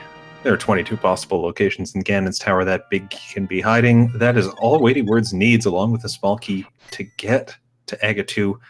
Go ahead, spam those numbers in chat.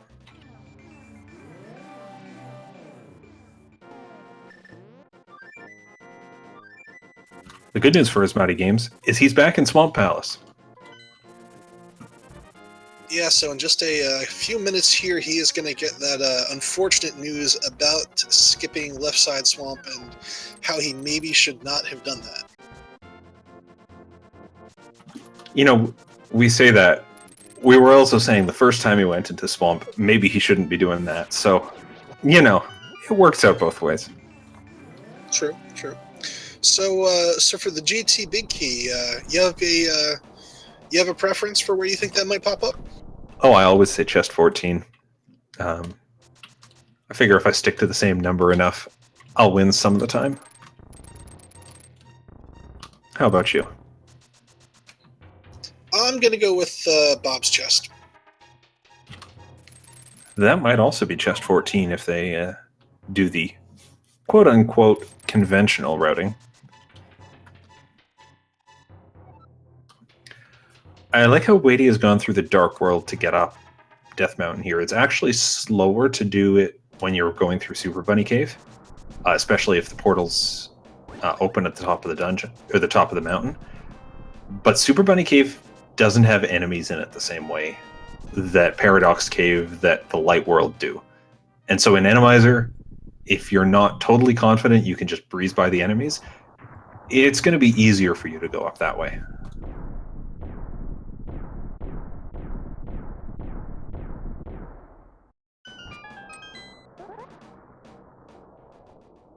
Okay, here we go.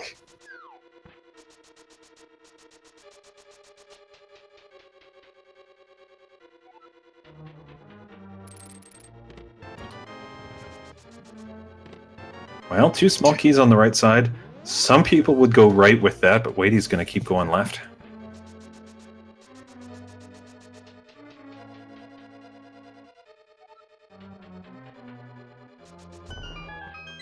And big key right on the torch for WeightyWords. Fantastic layout at the start of GT for him. 2 small keys, doesn't even have to kill something at the top of the tower. He can just go. Yeah, there's not many ways to do that faster.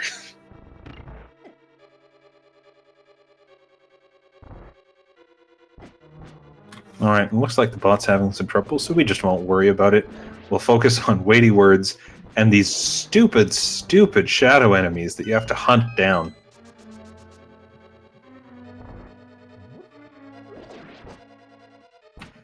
And here they spawn slightly out of sync with each other, so you can't just spam ether the way we've enjoyed the runners doing so before. In the meantime, Asmadi, I believe about 9 minutes after WeightyWords, is in go mode here, having found his cane in swamp. Well, that's good. And, he does get to go straight to Vitreous, gets to skip the left side because he's done that already, but it's not looking like it's going to be enough. WeightyWords might be down to 4 hearts, but he can bonk across to this fairy room, he can recharge, and when you have Tempered Sword, almost every enemy in the gauntlet is still fairly easy to take on.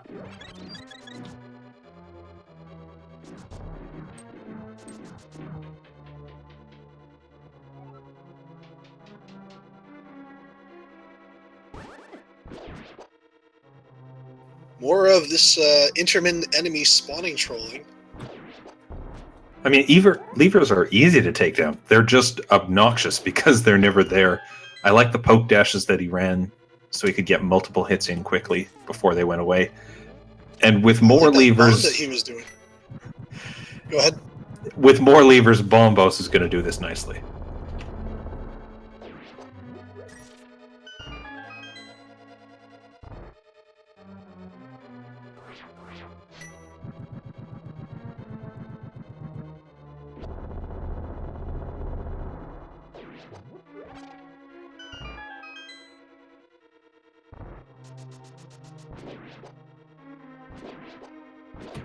Alright, not levers here. It's just those popos, which are fairly easy in that room. And this room, at least. They can run away, but they can only run away so fast. Alright, and we get Moldorm. I'm a little disappointed this Moldorm only has 2 eyes, but it's certainly going to be an easy enough fight.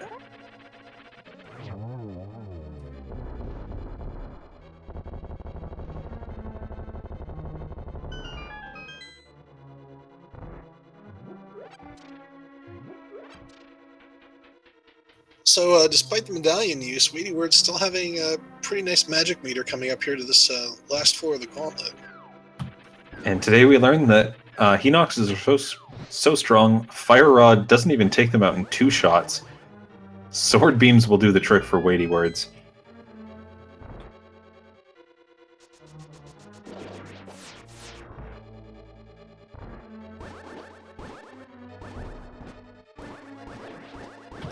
This is a tricky room. You want Sword Beams to take out the shadow enemies so you can snipe them.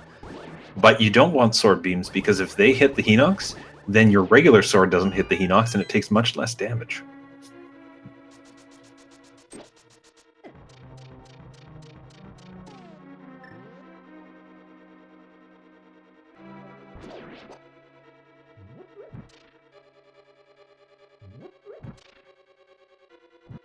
Asmadi has gotten through Mire and is working on his Argus fight. Yeah, you just can't go too far north in this room or he'll take some damage from the goo. Doesn't get choked by Argus in the corner. I like how Argus and Vitreous swapped places in this race.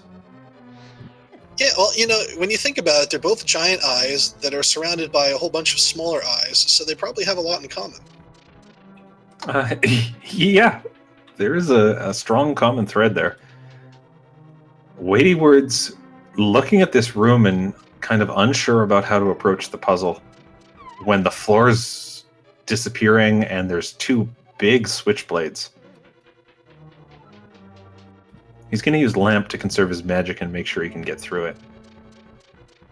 And I think he's got it this time. There we go. This is where it's nice to have a second key. You don't have to kill an enemy, wait for a lever to come out of the ground. You just go straight through.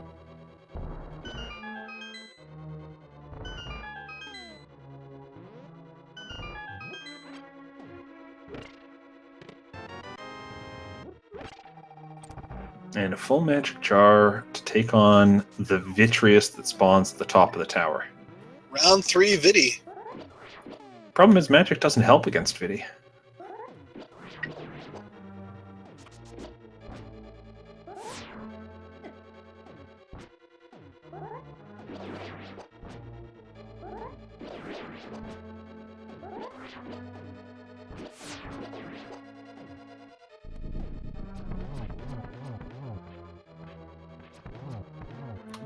Eight arrows to take down Vitreous. WeightyWords moves him around a bit to make sure no one gets pushed off the bottom. And there we are. We're on our way to Ganon 2, which, hey, there's the bug net if you want to do some swag strats. You know, I really hope he takes that as a sign to use that bug net here. Ooh, getting bounced around almost gets hit by a very strong Wizrobe beam, but avoids it. With only 3 hearts. Oh, go ahead. I was just going to say, I heard a Wallmaster there right as he escaped that room, too. Oh. With only 3 hearts here, I don't blame him for not using the bug net. You do not want to reset another dungeon for yourself at this point. Yeah, so far going very well. That was 2 doubles.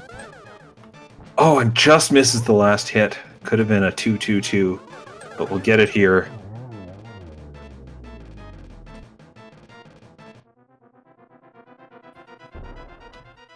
At this point, I imagine WeightyWords is going, how is this race not over yet? I went into Swamp twice, 3 times, kind of.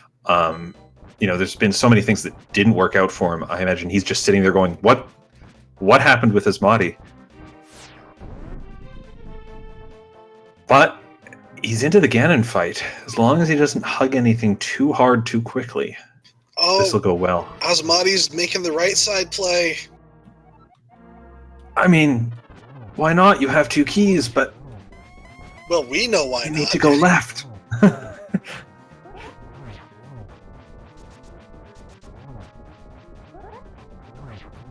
And WeightyWords doing some spin strats against the wall in the Ganon fight. Drinking that blue potion that he has been carrying this whole time. And he needs it for some of those fire bats. But he's into phase 2, or phase 3 now. Yeah, I was going to say that potion, it seemed immediately paying off using that.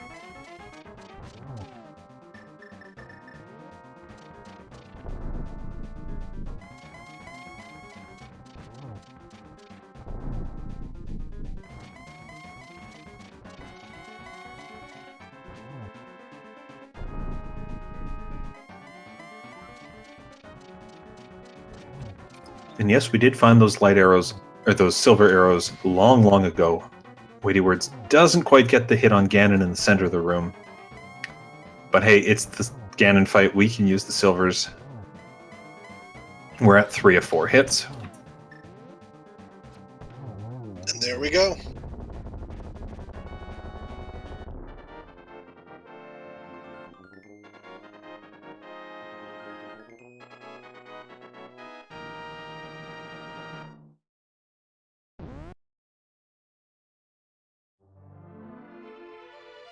And I don't have an official time for him, but WeightyWords has won the race with a time of about 1:49.27, so GG's to him and congratulations.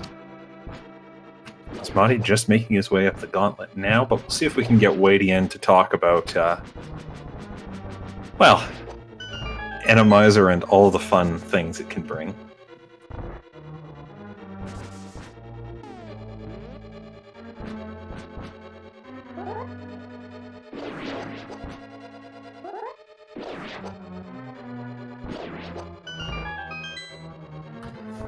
On our tracker, Hazel on top of things telling us the official time is 1 hour, 49 minutes, 28 seconds. Good work by him. And WeightyWords does join us in chat. Congratulations. Thank you. I have to ask, you were going up the gauntlet. You hadn't seen the dot done.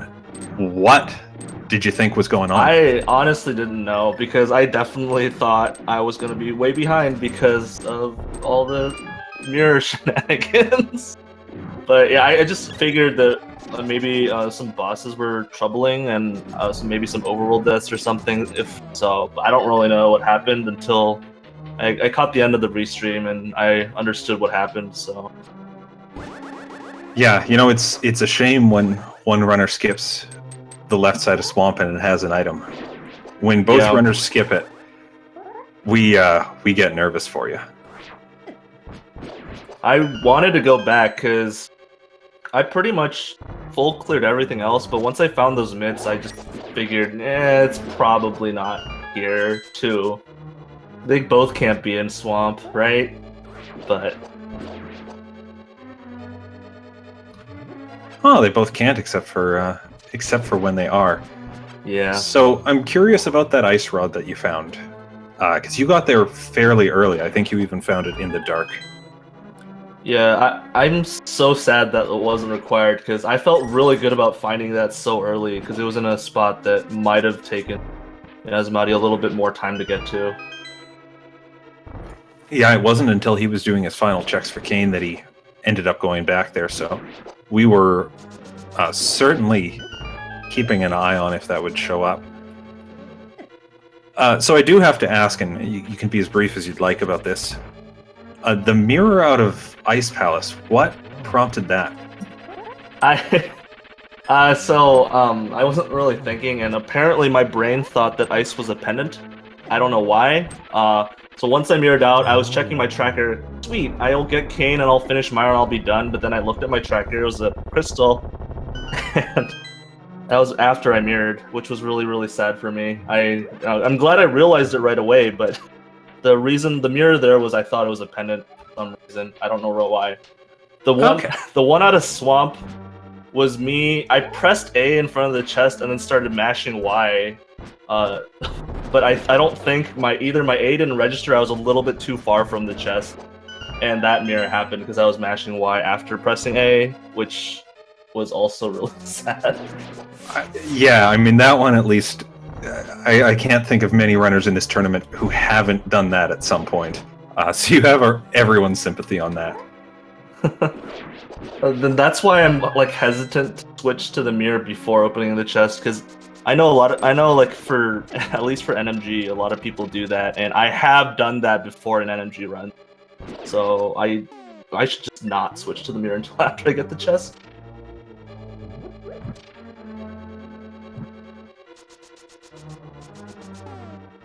Well, perhaps, yeah. Regardless of that, there was some cool tech we saw you pull out. I don't know if medallions count as tech, but it's always nice to see those get used a lot when you're kind of fed up with a room. Yeah, especially in Randomizer. I always, whenever I play Randomizer, I always underutilize them. So I kind of like went into this like like make sure that if I do get medallions, I'll like utilize them. Especially since this was Uncle Assured, I knew that we would have a sword right off the bat.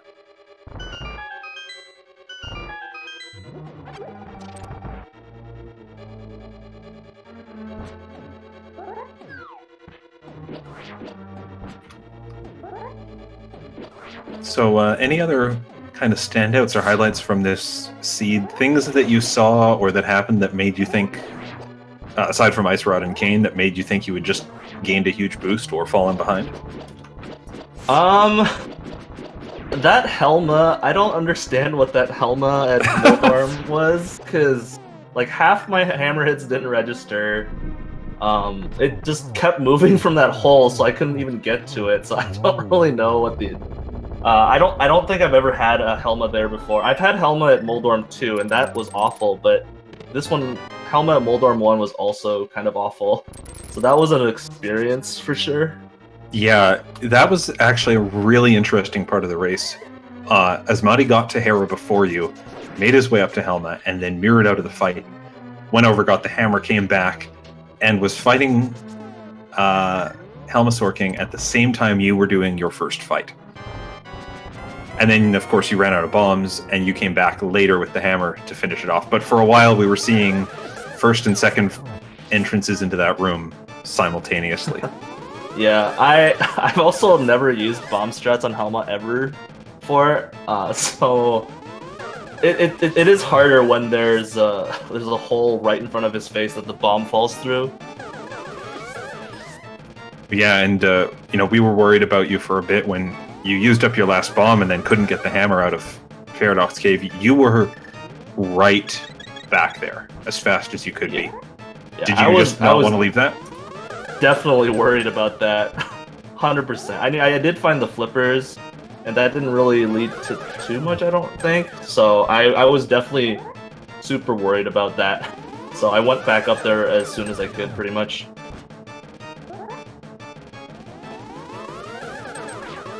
I wasn't really thinking of that I would need a bomb for Paradox when I was fighting Helma, but I should have been.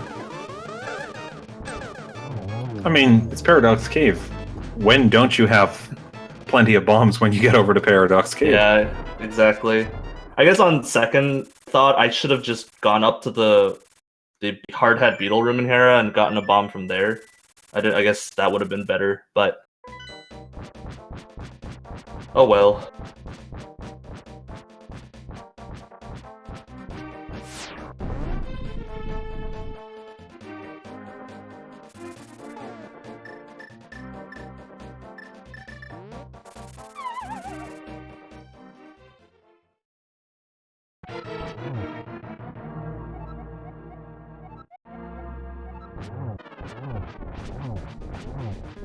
Alright, Asmadi's made his way to the Ganon fight.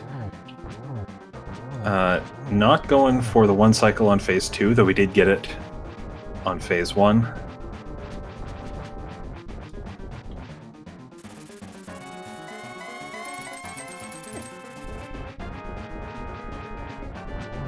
Hookshot strats save him against one hit, but he gets caught up by the second. And he should be through at this point. He's got blue potions to spare.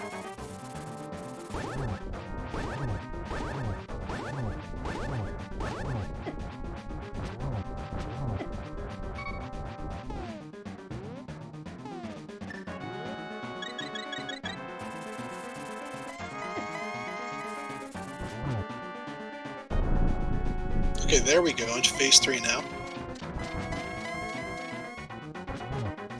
And from here, with silver arrows and 19 potential shots, things should be smooth sailing for Asmadi.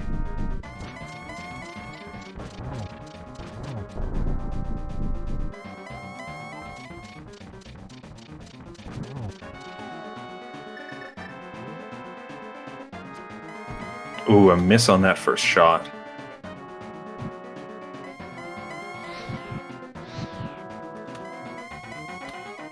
So ideally what you do in the fourth phase of Ganon is, and we saw WeightyWords go for this, ideally you get that one fire rod shot timed so that Ganon spawns right in the middle of the room, like this, and you can just sink multiple arrows into him. There was an opportunity for a double, but Asmadi doesn't need it here. He's going to finish this up and head through this door pretty shortly to clean up.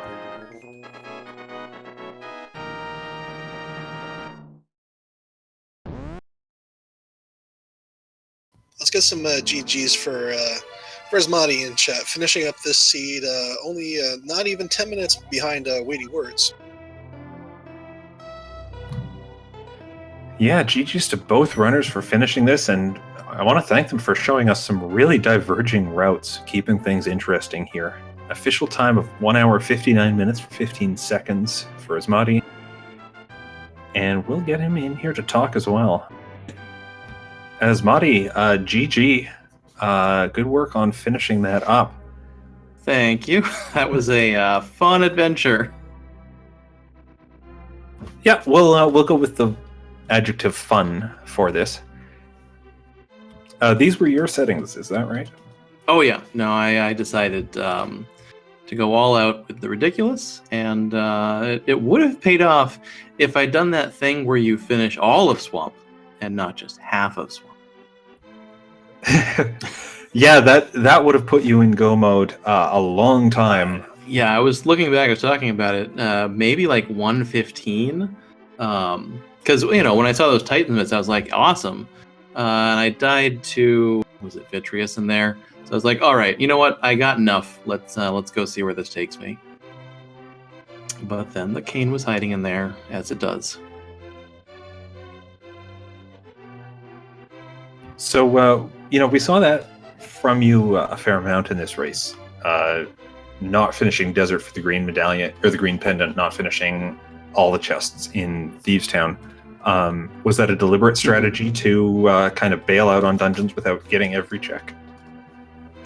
Yeah, within reason. Thieves Town specifically, especially an Randomizer, can have a nightmare basement. And I think I was only giving up 1, maybe 2 items over there, so I wasn't too worried about that. Desert Palace, it's just a green pendant. Did I get a hint about that? Maybe not. That was yesterday's race. But I figured that could have been Trinex or something. I don't think I had Ice Rod then. So yeah, one-off I try to avoid as much as I can. Because, I have a pretty sizable execution hole to fix by routing and skipping things.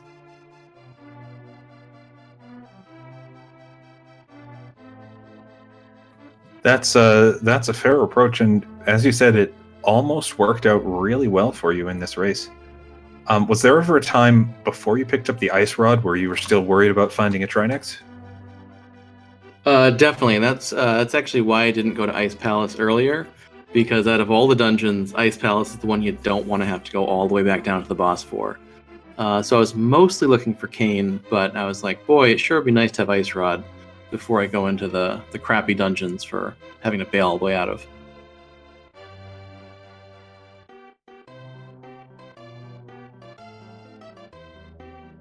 All right.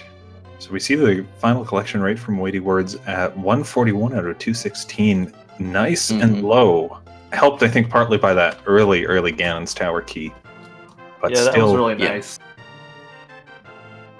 I think a race where you get to skip Turtle Rock and where you walk into Misery Mire knowing pretty certainly where the big key is, things can go nicely. Yeah, it was nice that we didn't ever have to worry about Turtle Rock because we were just missing the mitts and the cane at that point. So it was never gonna be a ped seed, never gonna you have to dip in Turtle Rock or anything like that. Yep.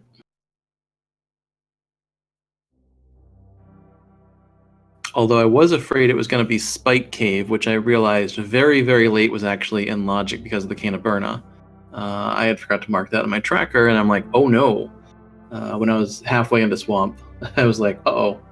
I specifically went to Spike before Swamp because my last match against Korek, mitts were in Spike Cave, and I full cleared Pendant Swamp for nothing. So I deliberately went to Spike Cave beforehand just to make sure that didn't happen again.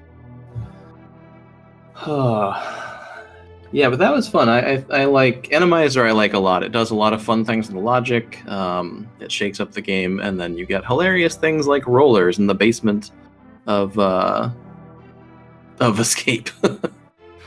And yeah, I missed the Cane hint in Ice Palace, which apparently was would have been quite helpful. Probably saved me 5-10 minutes.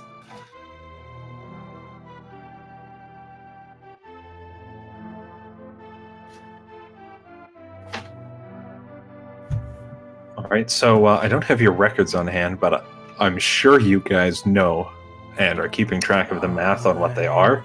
Asmadi, what does this bring you to? That puts me at 3-5, which is 3 more wins than I thought I would have in the entire phase. A lot of people started this off by saying, "Oh, I'll go 0-15," and I don't think anyone is at this point.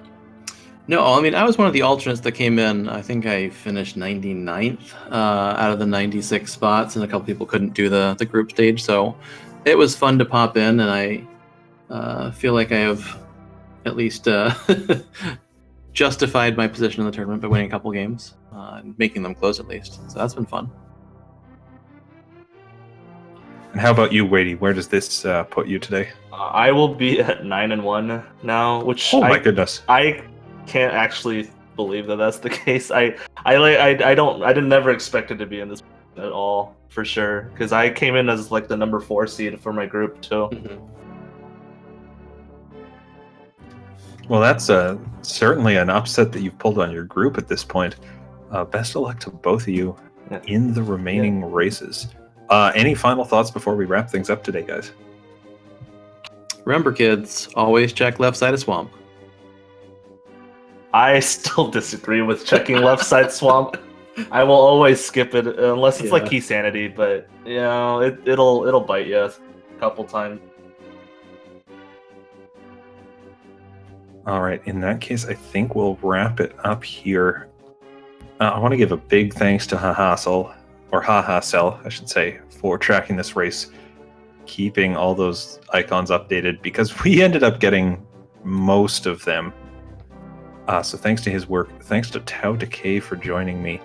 If you want more Link to the Past randomizer action, head over to Speed Gaming 3 right about 7 minutes ago, and there's an inverted race between Hitsuyan and Mikan going on. Later on Speed Gaming 2, we are going to see Chloe Prower versus Brewers Fan JP at 7:30 Eastern, as well as again matches later tonight at 8:30 and 10:30. There is always randomizer on Speed Gaming these days. Tau Decay, do you have anything else to add? Just a reminder to give everybody a follow. Follow Speed Gaming 2 through 6, and ALTTP Randomizer, ALTTP Randomizer 2 through 5. Guys, thank you so much for putting on this show for us today. Phylan, thank you for commentating with me. And that's all that I got for tonight. All right, have a good afternoon, everyone. Yeah, GG's.